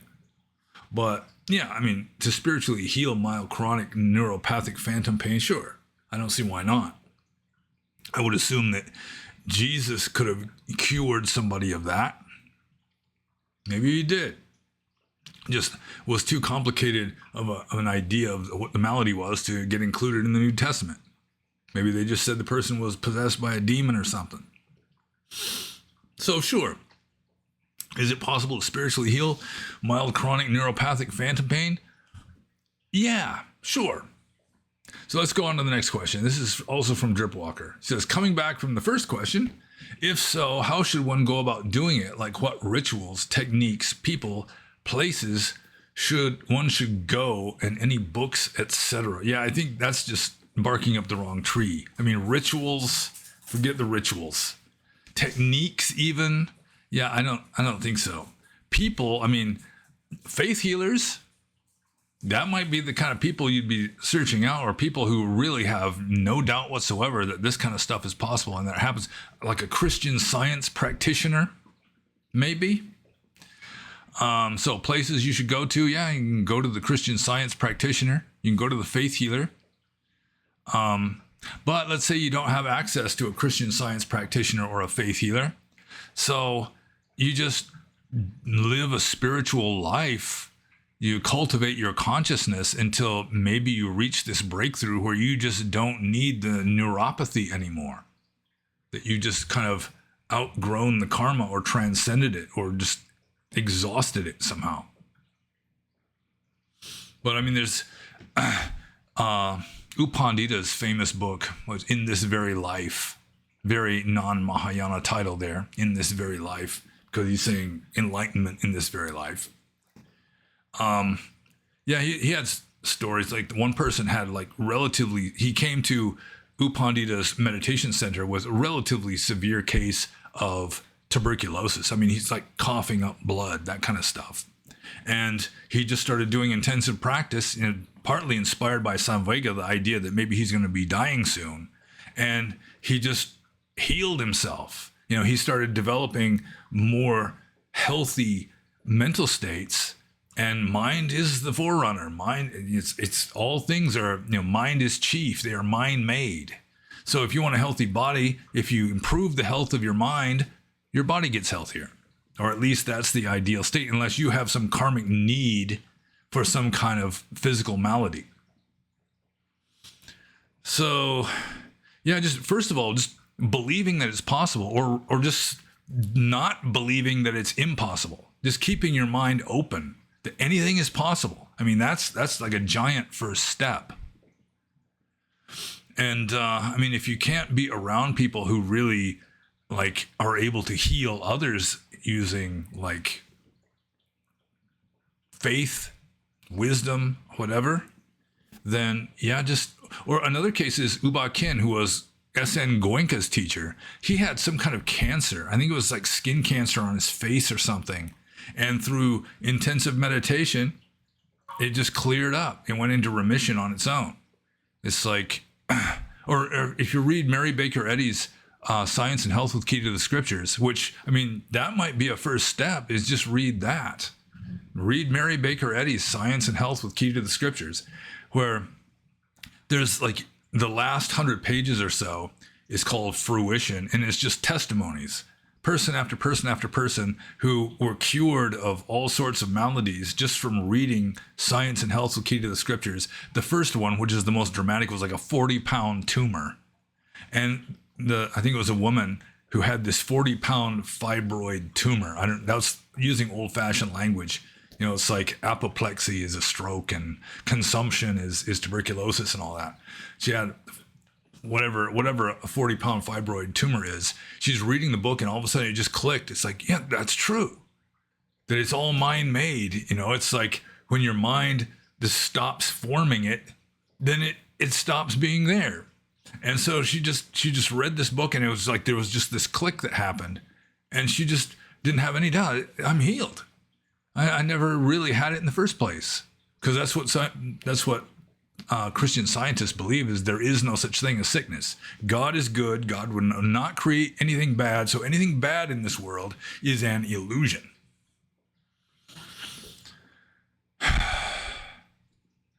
So let's see. How should you go about curing yourself? Yeah, well, first step is just not believing that it's impossible.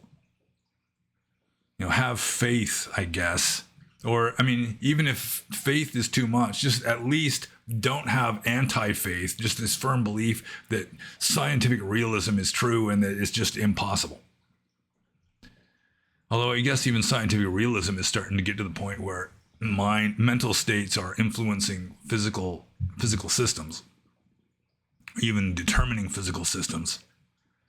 Did I answer the question yet? My coffee is cold now, by the way. Yeah, just don't worry about rituals unless you have somebody who is like a trained spiritual healer who actually has a track record of healing people using like mental states, spiritual means, or if that person gives you a mantra or whatever, yeah, you might at least want to try out the mantra. But as a general rule, rituals and techniques really are not the point. And I'm just going to move on to Drip Walker's third question, which is, are there dangers to healing ailments? He says ailments here, but I'm pretty sure he means ailments. Are there dangers to healing ailments spiritually other than the condition itself not improving and causing harm? The only thing I could think of, I mean, healing something, I mean, it's probably more dangerous to heal it through like traditional medical means, just because you can have relapses and so forth, or side effects of the medication, that kind of thing, that can cause things to be worse or just cause things to start happening again like they were before. A spiritual healing is probably more likely to be like a real healing, you know, even a miraculous one where medical doctors would just say that's impossible. But I am reminded of a saying of Jesus in the New Testament, where he says he can cast an unclean spirit out of a person, which is sort of like healing them, at least of like schizophrenia or something. And that unclean spirit will leave the person and they'll start looking around for some other person to inhabit, you know, some other person to possess, and they won't find any suitable host. Then they'll come back to the first person. They'll find their mind's just like a clean apartment. You know, it's all nice and bright and clean and everything. And they invite 7 of their buddies to possess this person with them. So the person winds up even worse than before. And from a Buddhist point of view, you could say that's karma. I mean, if you have like this karmic need for some kind of handicap or some kind of malady, then just getting rid of it through whatever means is going to be like bucking the tide, and it's just going to come back on you because you still have some karmic need for that. In which case, you make your peace with it. You accept it as best you can. Don't let it ruin your life. Unless it's just you've got that bad of karma that you just have to have your life ruined. And I guess I'm just going to move on to this question. And we've been going for an hour and a half here. I think I'm over halfway done. This might be less than 3 hours. I'm on the ball. I've got what it takes. This next question is from Sam Papalapa. And Sam Papalapa says, do you have any construction trades you've enjoyed doing or learning about throughout your life? I bet Burmese construction was wild. Well, let's just deal with the idea that Burmese construction was wild. I mean, the average Burmese like village carpenter has like 3 tools. You have to have a hammer, you have to have a saw, and you have to have a chisel, which is something that most carpenters in the West really don't use very much. A chisel, but and a machete. You have to have a machete. And I mean, the chisel is used for like making mortise joints.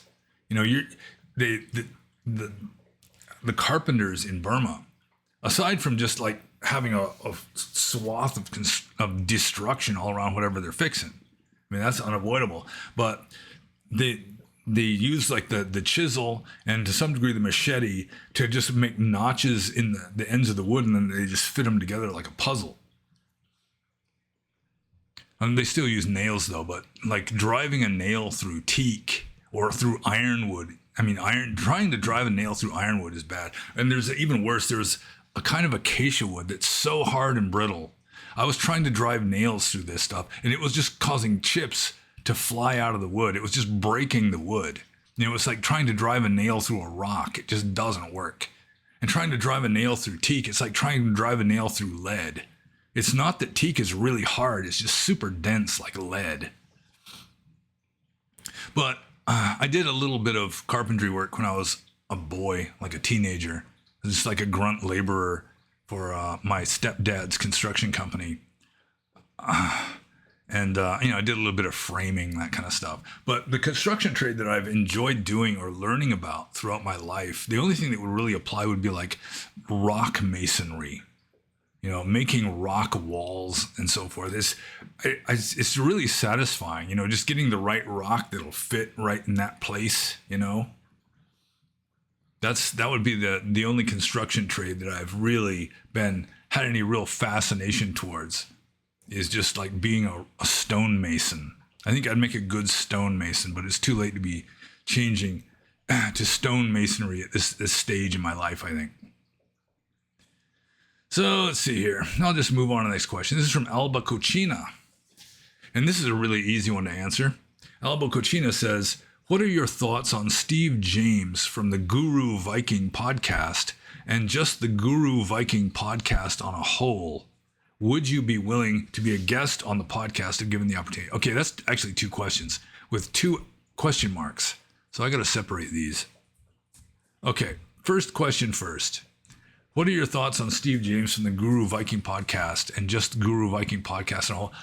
I've never heard of it. I mean, I've heard of it. I've just never listened to it. I've never seen Steve James before that I know of. And the dog wants to get petted, so I'm petting it. So yeah, I've never been exposed to a Guru Viking podcast, probably on the Discord server associated with me in general, the Q&As and so forth. There have been links posted, but as a general rule, I don't look at very many links that are posted. I wouldn't have much time to do anything else if I just like investigated all the links that are sent to me. So yeah, I mean, I haven't heard anything bad that I can recall. I do think that there are some people on the Discord server who speak respectfully of Guru Viking. And I think actually somebody may have suggested that I would be a good host on Guru Viking, but who knows? Because I really don't know about this Guru Viking. So that's my thoughts on Steve James. And Albo Gachina's second question is, would you be willing to be a guest on the podcast if given the opportunity? Yeah, I'd be cool with that. I'm generally willing to be a guest on just about any kind of show or interview or podcast, so long as the person is in good faith. Sometimes even if they're not entirely in good faith, I might still be willing. Anyways, I'm just going to move on to the next question. This is from RFS. And RFS is taking us back into the realm of psychedelics. He says, do you think people who use psychedelics as medicine or for spiritual purposes are in violation of the fifth precept? Not necessarily.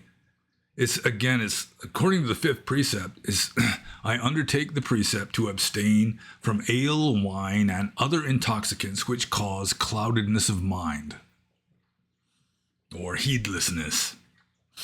And so, if the psychedelic isn't causing that, and that's not your intention, you're not just partying, that you really are sincerely trying to, open your throat chakra or something, then yeah, I think that it, at least, I've already discussed this like an hour ago, but at least it would be controversial to the extent that some people would agree with you. At least, I mean, it's not just a clear cut yes or no.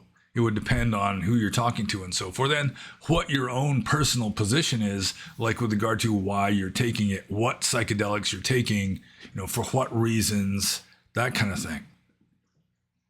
So I don't think that people who use psychedelics as medicine, I mean, that if you're taking it for medicine, that wouldn't necessarily violate the fifth precept anyway. Let's see. Or for spiritual purposes. Yeah, I mean, I really don't think so. But there are people who would disagree with me, like diehard conservative Buddhists who just think any kind of mind-altering drug, including even like caffeine, should be avoided. But personally, yeah, I mean, you have to be honest with yourself and know yourself fairly well. And if you really think that you're going to get benefit from that, then, I mean, even if you think that you're in violation of the precept, I mean, like I was saying earlier, like an hour ago, sometimes you may consider it to be worthwhile to break a rule.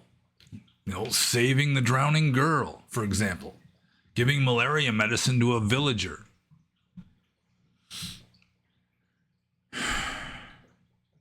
Okay, so I guess I answered that one. Let's just move on to RFS's next question. Do you think that a microdose of psilocybin or something stronger like DMT or ayahuasca could both be seen as skillful means on the path? Well, a microdose, it's not going to be making you real, like, clouded of mind. But again, it's essentially the same answer as to the previous question. So, yeah, I mean, my spiritual path involved, especially in my younger years, involved taking psychedelics, especially LSD at the time, because that's mainly what I had access to. And I don't regret it, and I think it really helped me, but it doesn't necessarily help everybody. Some people, you just have like some latent weakness in your mind that can just cause you to break if you get exposed to too much stimuli or, the wrong kind of stimuli or whatever. So I'm just going to move on to RFS's third question, which is as follows.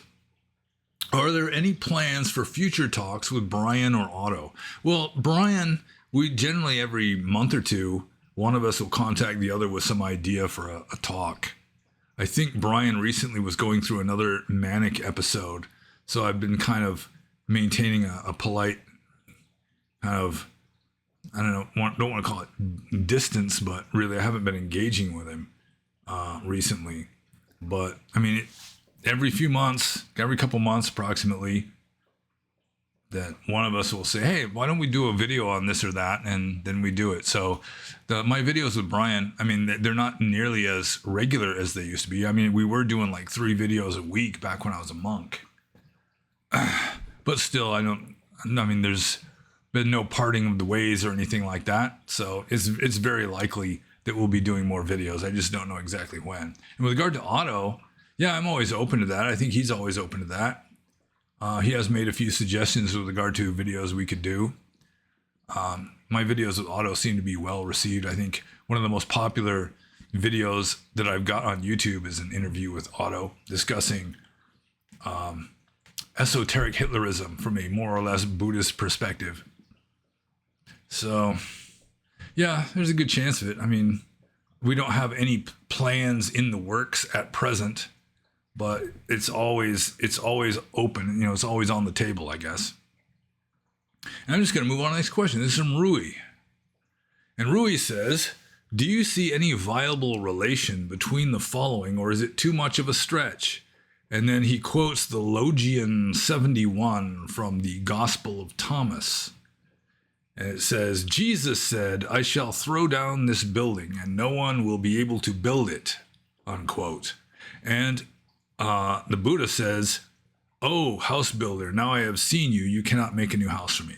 So Rui is asking me if I see any viable relation between Logian 71 of the Gospel according to Thomas, where Jesus is saying he shall throw down this building and no one shall be able to build it. And the Buddha, his first words, allegedly after his enlightenment, is house builder, you are seen. So you will not build a new house for me. And I mean, this Logian 71 from the Gospel of Thomas, if I remember correctly, that's in the New Testament also. In fact, that's supposedly one of the accusations leveled against him by the Pharisees was that he said he was going to tear down the temple. And I do think that in the New Testament, when Jesus says he shall throw down this building, that he's referring to the temple of the Jews on the Mount of David, the city of David in Jerusalem, which now doesn't have the Jewish temple anymore. It's just got the Wailing Wall and there's a big mosque there. But I think according to the New Testament, he's referring to the temple as the building.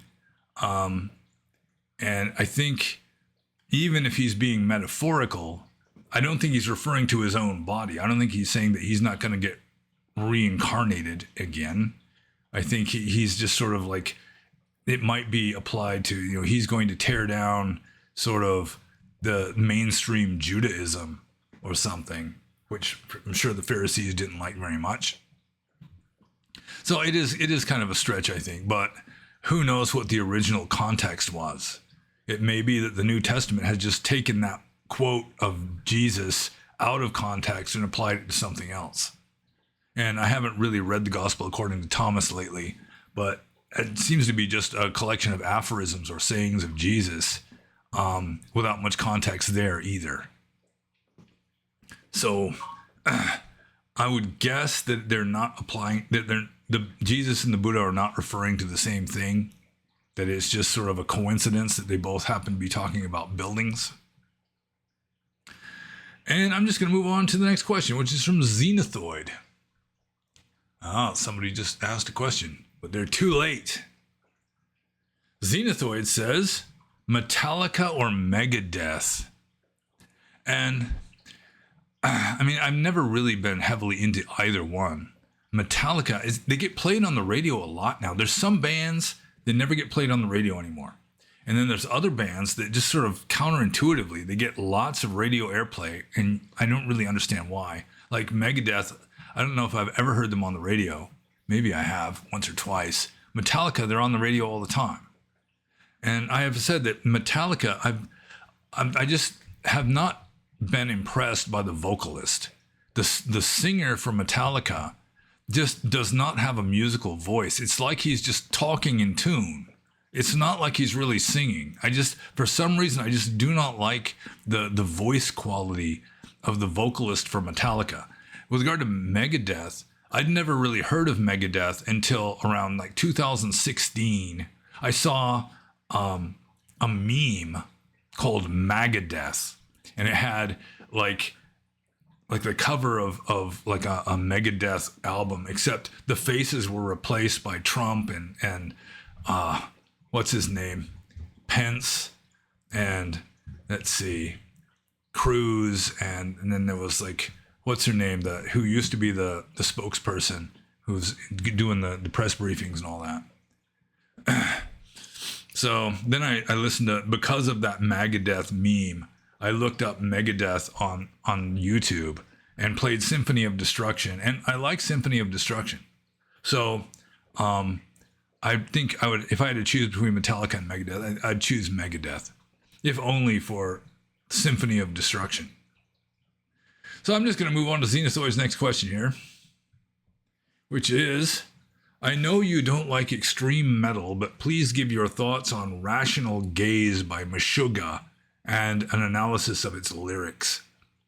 Well, I mean, I started listening to the actual song, and you can't really hardly tell what the lyrics are, because in this kind of metal, death metal or extreme metal or whatever it is, they're essentially just screeching or roaring. You know, it's like, I mean, it takes a real effort. It's sort of like some punk rock. I remember, I just kind of as a joke, I got this cassette tape back in the late 80s, is "We're the Meat Men and You Suck."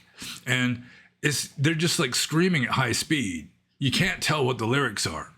You just have to read the lyrics on like the little fold, or the little paper thing that's included in the cassette, because otherwise you're not going to know what the hell they're saying. And it's the same way with this song, unless I'm just not used to it. Maybe people that listen to it a lot can just hear it clear as day what the actual words are. But I did look up the lyrics. In fact, I think Zenithoid actually included the lyrics below the question. But then I looked it up just before this one too, because I did it like a week ago. You know, I read the lyrics a week ago. So I read the lyrics again just a couple hours ago.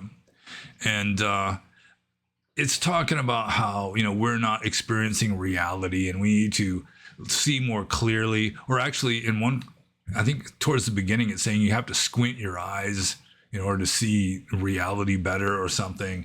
And I mean, it's just a common theme in like poetry and just art in general. Artists, you know, they're operating at like a different level of reality from just the mainstream normies. And so I really don't think that this song by Meshuggah is about enlightenment so much as just, you know, seeing past the mainstream narratives and, you know, just seeing some other narrative, essentially. But it really hasn't converted me to liking extreme metal. It's just the throat screechy stuff. I just do not get it. It's like modern art where it's largely a matter of sour grapes, I think, where sometime in the 20th century, artists finally decided, well, we can't do anything better than the great masters already did, so let's just make ugly shit on purpose. Let's just stop with poetry that rhymes. Stop with music that's actually musical. I mean, I guess you could say extreme metal, it's got some really good like guitar riffs and stuff in it. That's fine. But the throat screechy stuff is just deliberate ugliness for ugliness' sake, apparently. I'm just going to move on to the next question. This is from Yoshibui. And Yoshibui says, there are videos circulating on the internet claiming by multiple sources that if you're looking at a beam of light while on DMT, you will see lines of codes in the beam of light. Assuming that this is true, it would seem very odd to any ordinary person. Have you seen these videos? Well, if the question here is, have I seen these videos? And the answer is really easy, is no. I have not seen these videos. But, I mean, it would seem that the implication is that if you take DMT, it helps you to, like, get out of the matrix enough that you're actually seeing code like Neo. And I rather doubt that. I mean, the idea that we are living in a what's the word? Oh gosh, what is the word? Like the Matrix. We're living in a simulation. That's it, a simulation. Yeah, I can agree with that. It's just that the simulation is mind made rather than computer generated. I do not believe that we are living in a literal matrix generated by computers, that we're just like in the memory of a computer. So yeah, if people on DMT are seeing that, then I would guess that a lot of the people on DMT that are seeing that have seen the Matrix, maybe really got into it. Or they've just seen, you know, one person happened to like the Matrix and saw that, and then he posted it on YouTube and other people saw that, and then they're kind of already ready to start seeing code and beams of light while they're on DMT. But I'm relatively skeptical of there being any empirical reality to that. But who knows? I could be wrong. It has happened like 2 or 3 times already. that I've been wrong about something. So let's just move on to the next question. This is from Kundru. And Kundru says, you talked about the Bhagavad Gita and how it was Arjuna's dharma to be a warrior and kill. Can you speak briefly on this story and how his actions are justified and in accordance with Hindu morality? Well, let's go into the Mahabharata in the beginning of the Bhagavad Gita, where you have these two tribes. You know, you got sort of the good guys and the bad guys. The leader of the bad guys is blind, which is, it's all very symbolic. I had a Balinese monk who was born and raised in Bali explain some of the symbolism of the Mahabharata war. And so you have kinsmen on both sides, you know, sort of like the Civil War in the United States. And, you know, they're lined up on the battlefield getting ready for the, you know, the bugles to sound, and they're going to start killing each other. And Arjuna, who's like a noble on the good guy's side, he doesn't want to be killing his own cousins and uncles and this kind of thing. So he just says, I'm not going to fight. You know, I'm just going to sit this one out.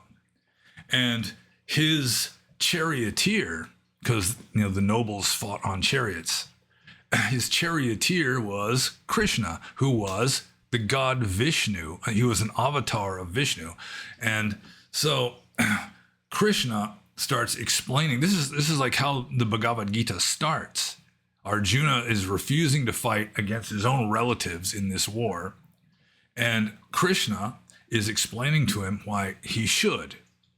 And so Krishna is explaining how what you do, I mean, this is sort of like the main, one of the main themes of the Bhagavad Gita is you just offer up the fruits of your actions to God.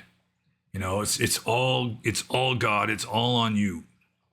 So you do something good, you don't do it because you want good outcomes for yourself. You just offer it up to God like you're offering a flower.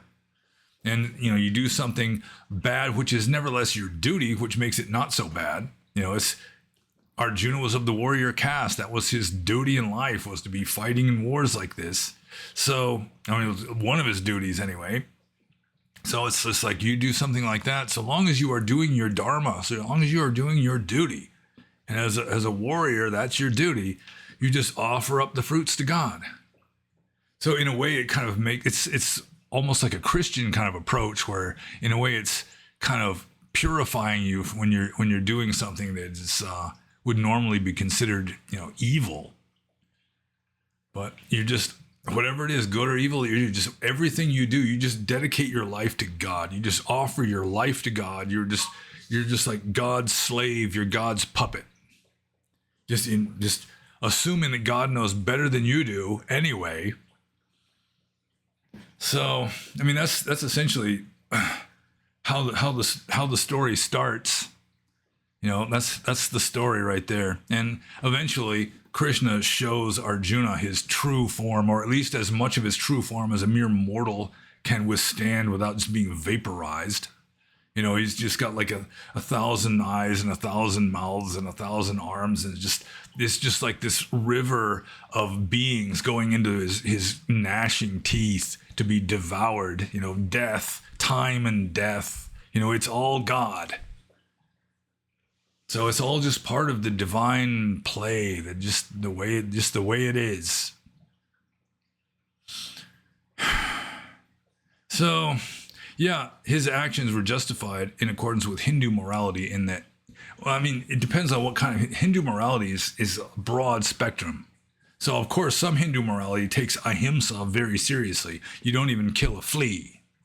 But at this other level, this other branch or strand of Hinduism, then I mean, you do your duty, even if your duty is fighting. And that's one reason why the Buddhists were wiped out by the Muslim conquerors in India, and the Hindus managed to survive because they had like texts, scriptures to fall back on in their religion, like the Bhagavad Gita, that's saying it's your duty to fight.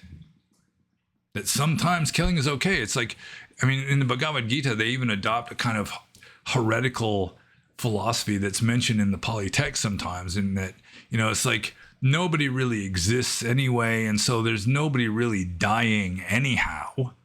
That kind of thing. So I think I answered that question. I hope I did. Because I'm moving on to the next question. This is from Dharma River. And Dharma River says, is enlightenment a personal journey with a personal conclusion depending on one's karma, or is it a one-size-fits-all formula? And then he says, for example, if two people practice exactly the same way, is it possible one person will get enlightened but the other one will not? Well, let's just deal with this second question first, which is like a sub-question. And yeah, sure. If two people practice exactly the same way, it is certainly possible that one person will get enlightened but the other one will not. Just because of, the other one person's got all these karmic stumbling blocks and inhibitions, internal blockages and so forth. The other one doesn't. So yeah, just outwardly their practice can look exactly the same. One will make great progress and the other one might make hardly any progress at all. Because internally, people are not exactly the same. Even Siamese twins are not exactly the same, like with regard to their mental states. So let's just get up to the main question here. Is enlightenment a personal journey with a personal conclusion, depending on one's karma, or is it a one-size-fits-all formula? Well, I mean, you could say it's a personal journey with an impersonal conclusion, because when you become enlightened, personal is out. It's just not in the picture anymore. So, I mean, nirvana is impersonal. So it's a personal journey with an impersonal conclusion. And the personal journey is the samsaric aspect, and the impersonal conclusion is the transcendence of samsara. Wow, I stuttered a little bit there. Must be the cold coffee. So, let's see, did I answer the question? It was too easy of a question. The question didn't take long enough to answer. It's sort of like the insecurity of being the first person to turn in the test. It's like insecurity is being the first person to turn in the test, and insecurity is also being the last person to turn in the test in school. So let's see, is enlightenment a personal journey with a person? Yeah, I mean, it depends on your karma, certainly. Yeah. So I'm just going to move on to this question. This is from Maximin. And Maximin says, I do trail work and sometimes work on wildland fire crews. I'm a skilled sawyer and looking to transition into a more timber or logging jobs since it's been getting harder to find steady work as a federal employee. I sleep out in the forest every night and always notice what feels like spirits or just the energy of the space. I believe in karma and rebirth and sometimes feel weird after felling trees all day. I hunted as a kid, and it's nothing close to the experience of killing large animals, but cutting green trees can at least have a minor effect. Would you say felling trees for a living is wrong livelihood? Well, I mean, it wouldn't be on the official list of wrong livelihood. I mean, official list of wrong livelihood is selling intoxicants, selling animals for slaughter, selling slaves, selling poisons, weapons, that kind of thing. And also just any kind of dishonest livelihood, ripping people off. That also would be wrong livelihood. So, I mean, technically, cutting down trees would not qualify as wrong livelihood. But, yeah, on the one hand, I have to admit, there's just this deep satisfaction in cutting a tree so that it falls exactly where you want it to fall, like right in between those two other trees, just pinpoint accuracy. There is a certain satisfaction in that. I'm pretty good at cutting down trees. I know how to do it. But when you're cutting down a tree, first of all, is the tree conscious? Does the tree have a kind of consciousness? In ancient India, it was believed to be ekendriya jiva, like I've said before, one faculty life. It doesn't really have a thinking mind, but it does have a sense of touch. There is a kind of simple, primitive consciousness there.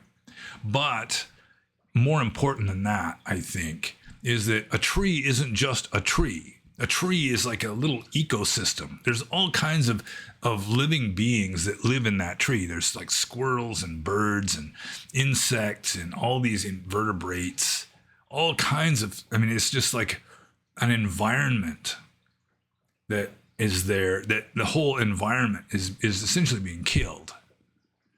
So, I mean, even though it might slip through the cracks with regard to what is officially considered to be wrong livelihood in Buddhist texts, still, I mean, you are, even though that's not your purpose, you know, you're not really trying to do that. Still, I mean, it does result in the death and suffering of lots of little forest creatures.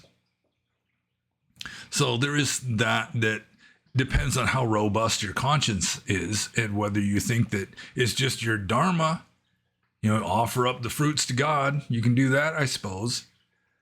But karma is a mental state, and it's going to be determined. Like if you feel like you feel bad about doing it, or you feel guilty, like you feel like you're doing something wrong, then probably you're better off doing something else.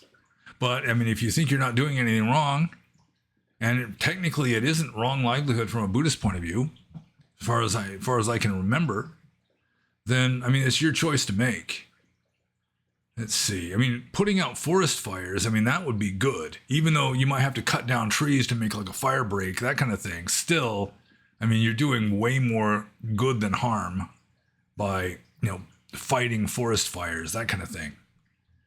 Let's see. See, timber or logging jobs. Well, my father he made a living by loading logs onto ships. Let's see. That's neither here nor there.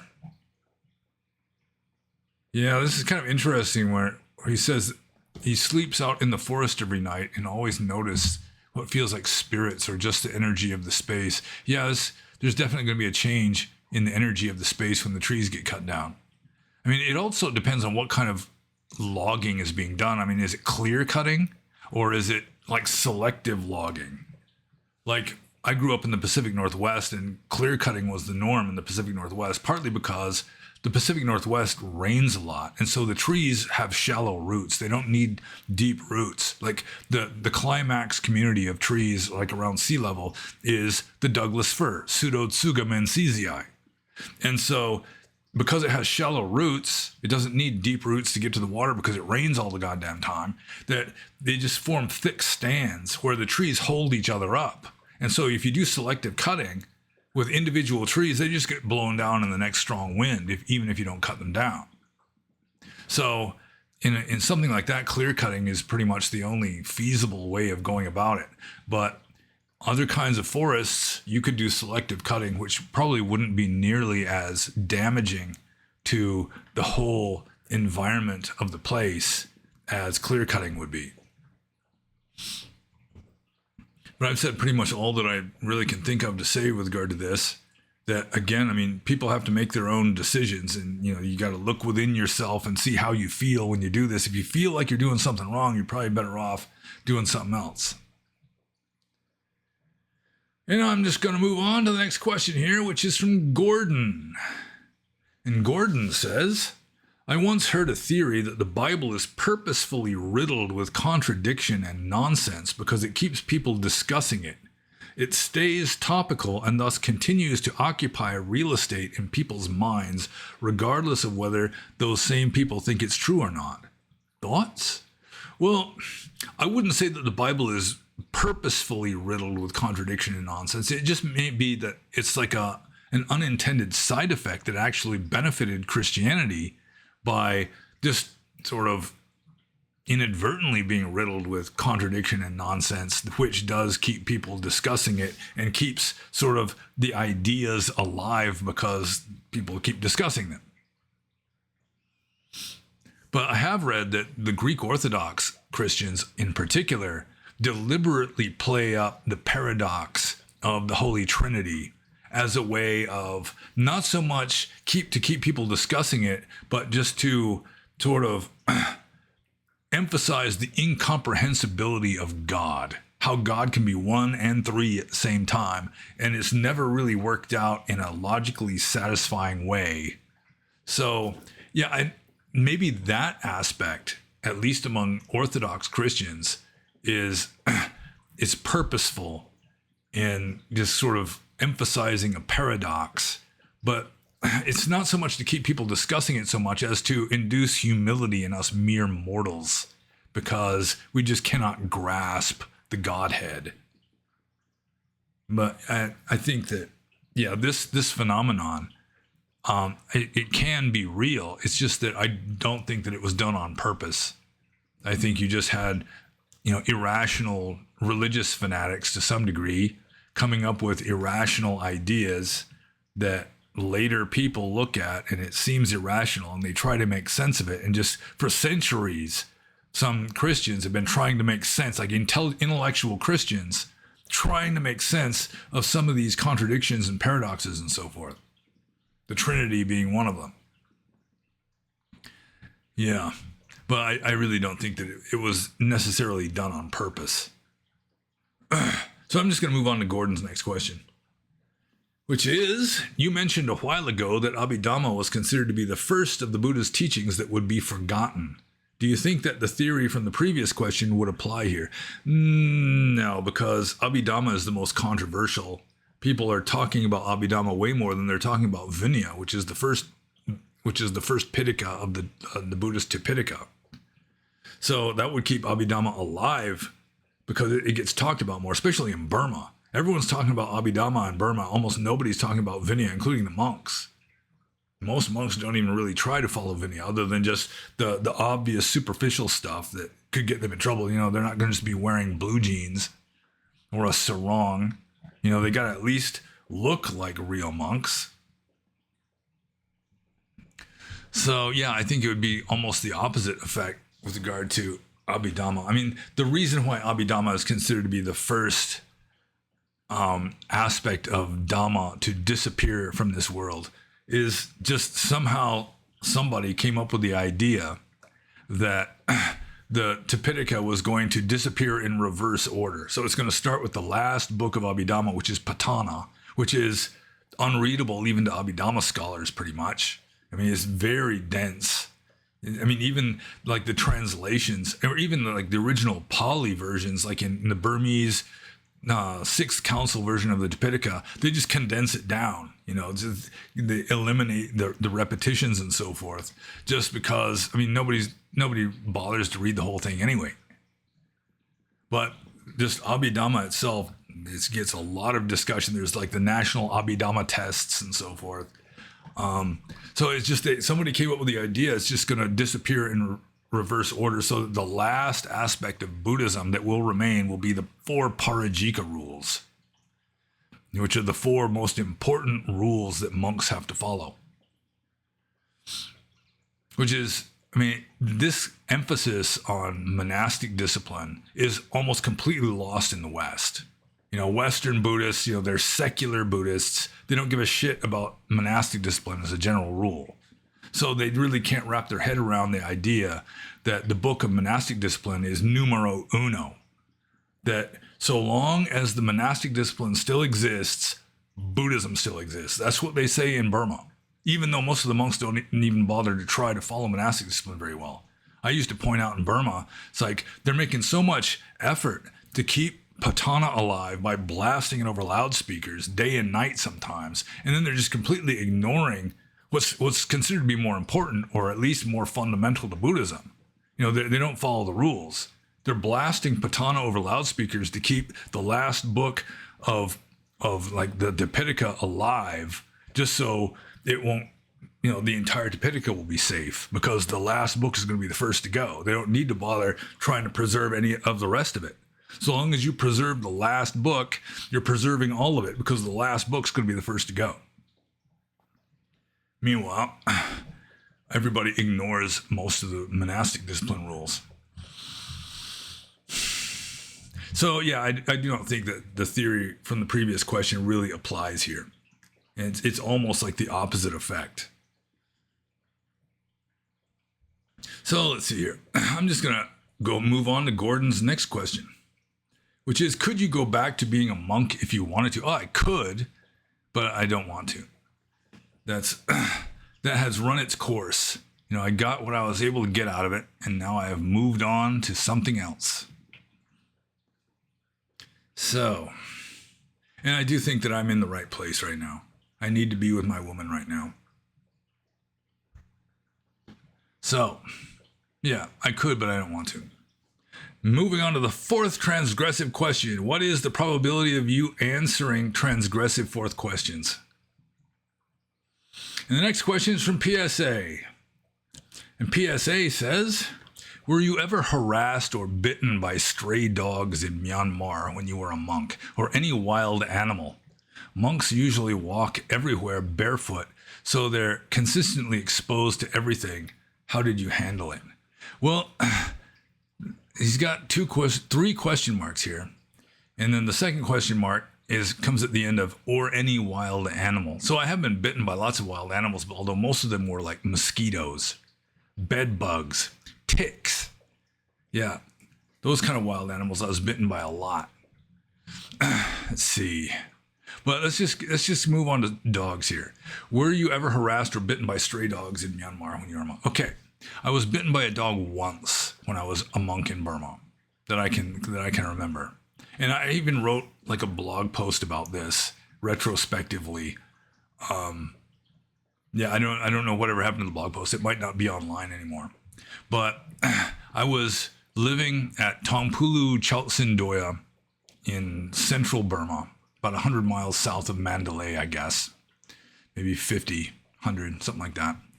And it was, I went for alms round in, let's see, Pyemana village. I think it was called Pyemana. Is that right? Pyemana? Yeah, I think it was Pyemana. Could be wrong though. Pindalay? No, Pindalay was different. No, maybe it was Pindalay. Yeah, Pindalay village. It started with P anyhow. And there had certain routes that I would take, and I'd have to like vary the route because sometimes one route would get too hot. There'd start being too many people trying to offer food into my bowl. My bowl would just get completely full to overflowing, and people would still be wanting to put more food into the bowl. I'd just be trying to get out of the village as soon as I possibly could, just to avoid more people trying to put food into an already full bowl. But anyways, there was this one route I would take, and there was one house. It was one of the larger houses in the village where there was a lady who would come out and give me relatively good food. I mean, some people would just give you like a little cup of rice and that's it. But she would give me a little cup of rice and like some kind of curry to go with it, and usually like a little piece of cake or something that went along with it. And I noticed there was an older man there. It was the father or the father-in-law, probably, who lived in the same house, who would kind of look on disapprovingly somehow. I mean, he wasn't religious in the same way she was. She really liked offering food to the monk. And anyways, one day I stop in front of the house, just because the lady's going to come out and give me the rice and the curry and the little piece of cake or whatever. And there's a dog there that just kind of trots right up to me and just bites me right on the back of the calf of my leg. And then it starts like circling around, and I'm like, once it bites me once, I'm on defensive. I'm trying to keep my iron bowl in between the dog and me, and I'm like circling around, just always facing it. And the old man who would gaze upon us disapproving, or gaze upon his daughter or daughter-in-law disapprovingly when she'd be offering food, he lets out this groan because he saw his dog bite me. And, he gets the dog away, and he brings out some kind of ointment or something, some sort of Burmese herbal ointment stuff, and puts it on my leg. And I'm just saying, it's no problem. But there was a little bit of blood. The dog did break the skin when it bit me. And, I just went on my way. But then I'd switch to a different route. And when I'd switch to a different route, people on the other side of the village would say, "Did so-and-so's dog really bite you?" I mean, it became like this village scandal. And also, I never saw the dog ever again. Even when I go back to that house, in later weeks, the dog was gone. And that old man just started taking a real obvious dislike to me. Like one time, he would aim, or wasn't more than once. He'd ride his bike. He was riding his bike somewhere, and he'd head straight at me, and I'd have to jump out of his way in order to avoid a collision, because he was just. Or another thing he would do is, if the other monks were going for alms round in that same village, he'd get off his bike and walk it past the other monks. And then when he'd see me, he'd just get on his bike and ride past me, just to deliberately show his disrespect. Like he wasn't gonna like get off his bike from me. And I assume what happened was that their family, or the owner of the dog, he became like this subject of scandal because his dog bit me. And so maybe he had to kill his own dog. At the very least, he apparently got rid of it, because it bit the famous Western foreign monk, and I think he resented that. He kind of resented me even coming to their house for food, apparently. And then when he had to get rid of his dog, he just didn't like me at all after that. And then one day, I was just in a bad mood. I was just in this fuck it kind of mood. And I'm walking into the village, down this back road with like cart ruts in it, dirt road with ruts. And I see the old man riding his bike towards me, and he's heading straight for me. And I was just in that kind of mood where it's just like, fuck it, just let him run into me. I don't give a shit. And so at the last second, he realized I wasn't getting out of his way. I'm still looking down. I could see him with peripheral vision, but I'm just like pretending I don't see him. I'm just like looking down. I don't give a shit. And so at the last split second, he just veers his bike out of the way, goes into one of the ruts. And I don't even bother to look back, but I can hear the crash. And I just keep walking. I don't care. But he brought that upon himself. Never ride your bike directly towards a monk in a bad mood. But that was the only time I ever got bitten by a dog. And it was, I like dogs. I feel sorry for Burmese scroungy dogs that are having to live on rice and fish bones and like baby poop and dead lizards and this kind of stuff. So as a general rule, my heart went out to Burmese village dogs, although I don't particularly enjoy being bitten by them. But I didn't come down with any rabies or anything like that. There is rabies in Burma. The one old monk that I lived with, who eventually got bitten by a cobra and died, he told me that one of his granddaughters died of rabies. She got bitten by a mad dog just like 10 miles away from the monastery. So anyways, I'm just going to move on to PSA's next question, which is, who is better at manipulation, politicians or women? Well, I think it's a different scale. I think women they're better at manipulation at the local level, whereas politicians at least they try to manipulate. I guess some politicians are good at manipulation. Other ones are just like really bad at it, other than just the people that vote for them might take them seriously. But the thing with women is that, up until really recently, up until modern times, men were, for the most part, calling the shots, especially outwardly in society. At home, you might have hen-pecked husbands, or even husbands that take beatings sometimes. It would happen. But, in society, men ran society. Women would produce the babies, and, they'd be like the main role model for new humans for the first few years, which is a huge responsibility. But as a general rule, men pretty much ran things. And so, since prehistoric times, definitely long enough for it to get evolve into our, like, the hardwiring of our brains and everything, that women, they just instinctively try to get their way through manipulation, or it was like using their mouth, using language skills in various ways, or sometimes like withholding affection, that kind of thing, also as a way of sort of trying to steer their man in a direction that is more pleasing to the woman. And it's been happening for a very long time.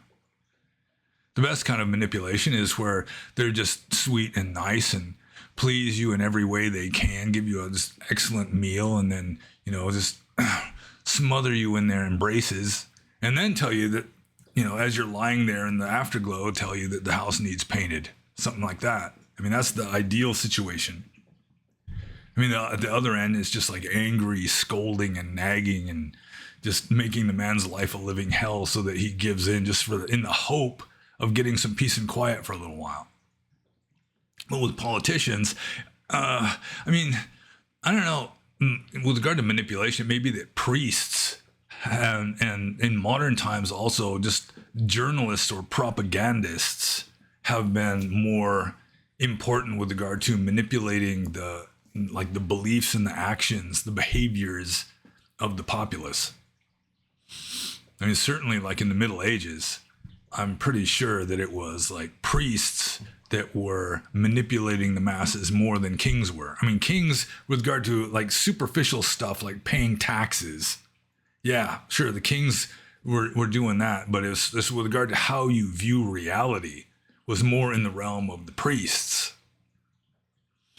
And nowadays it's more propagandists than priests, at least in the West.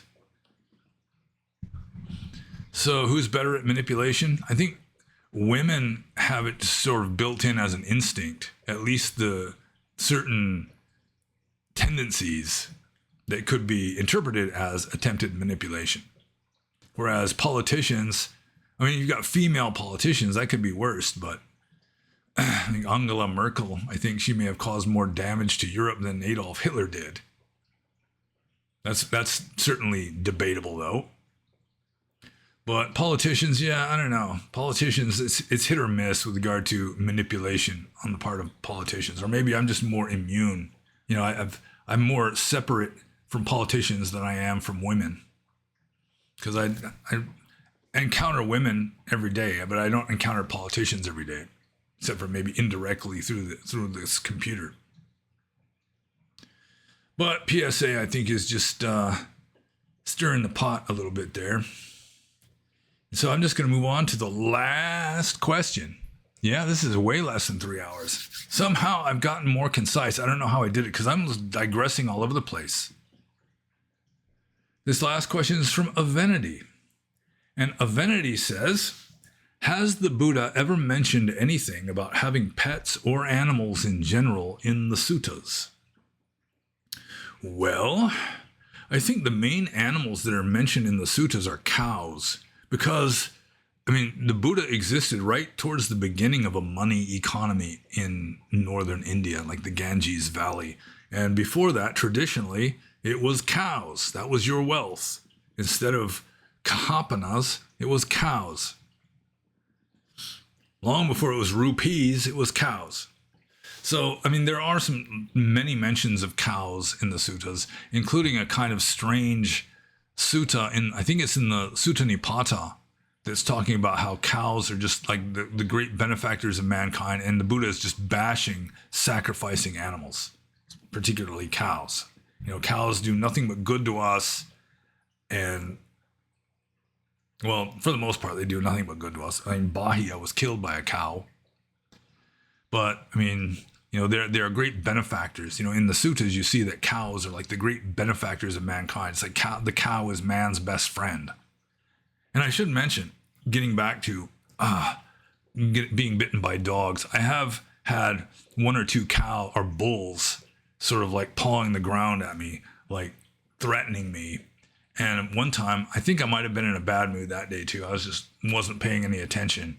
And I could see in the corner of my eye, this bull standing there just kind of pawing the ground like it's getting ready to just gore me or something. And I just ignored it. It's like maybe I'll just diffuse the situation by refusing to acknowledge this bull's existence. But then it was like either the owner of the bull or just some kindly village guy just took it upon himself to take the bull and lead it away and like take its rope and wrap it around like some post somewhere else. But getting back to Avenity's question, dogs are mentioned in the text, but there may be suttas in the Sutta Pitaka where, there's this man who loves his dog, and, it's like this wholesome relationship between man and dog. But as a general rule, I mean, Asians, including ancient Asians, really have not had a high opinion of dogs. That, like, in the book of monastic discipline, there's the list of 10 kinds of meat that a monk is not allowed to eat. And dog meat is on the list because dogs were considered to be just dirty, just unclean kind of animals. They eat poop and that kind of stuff. So, there's mentions of dogs. It's like, there's like the simile of the mangy dog. The person in samsara is like a dog with mange, where the dog kind of gets in one position and it's just not comfortable, and then it changes position and that's not comfortable. It scratches itself, and that's might relieve the itch for a little bit, but still it's just always restlessly trying to deal with this itch.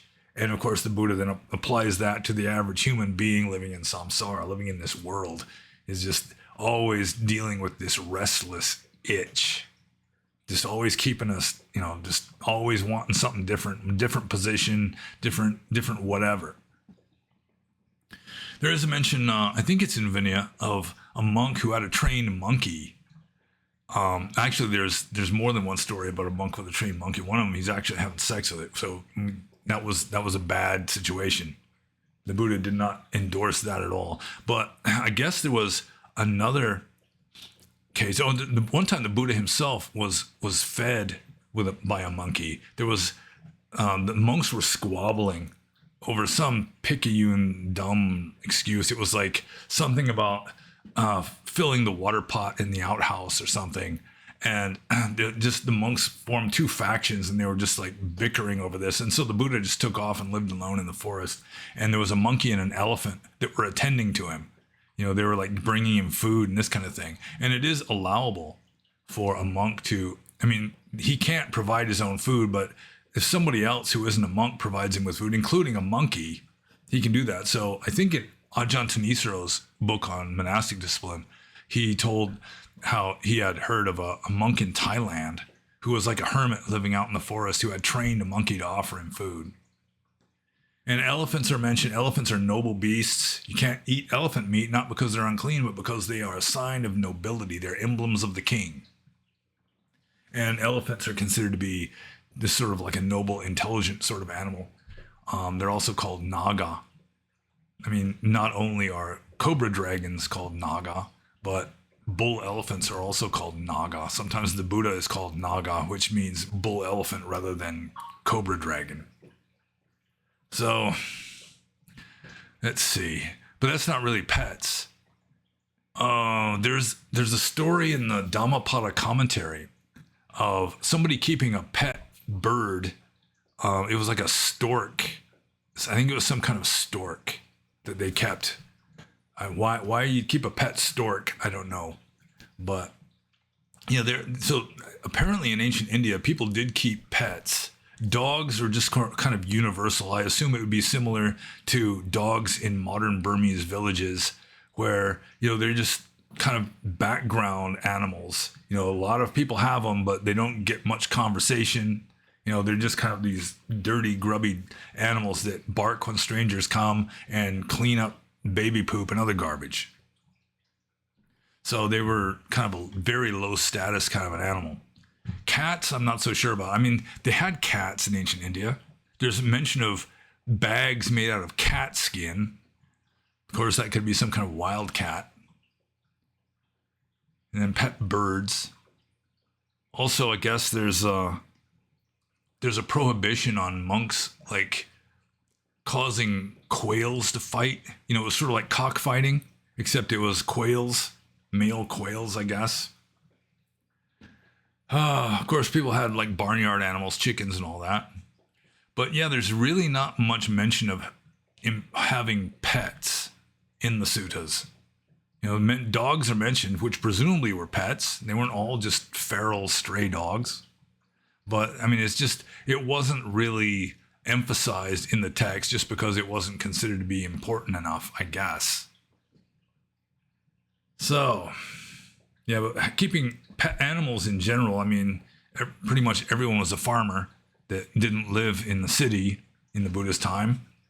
So yeah, everyone had animals pretty much, but pets were not nearly as important to ancient Asians as they are to modern Westerners, where a lot of modern Westerners, they've got dogs or cats that are like surrogate children. And I've noticed that in myself that, you just sort of your parental instincts get like redirected towards the dogs sometimes. Well, that's it. I guess we're done. By golly. And it's way less than 3 hours. So that's kind of a plus. And so, like I should always say at the beginning, and only have done once to my recollection, if you have any questions you think I can answer, especially about early Buddhism, Theravada Buddhism, meditation, Buddhism in general, philosophy in general, Dharma, questions like that, questions about me personally living in Burma or that kind of thing, that's fair game also. Anything you think that I can answer. And I mean, if you just have this off the wall desire to know my musical taste or something, I mean, that's fairly easy. I mean, I'd rather that not be the majority of questions asking me about Metallica or Megadeth, that kind of thing. And let's see, like and subscribe if you have not done so already, and be happy. And now I'm supposed to hit this button here that says stop recording.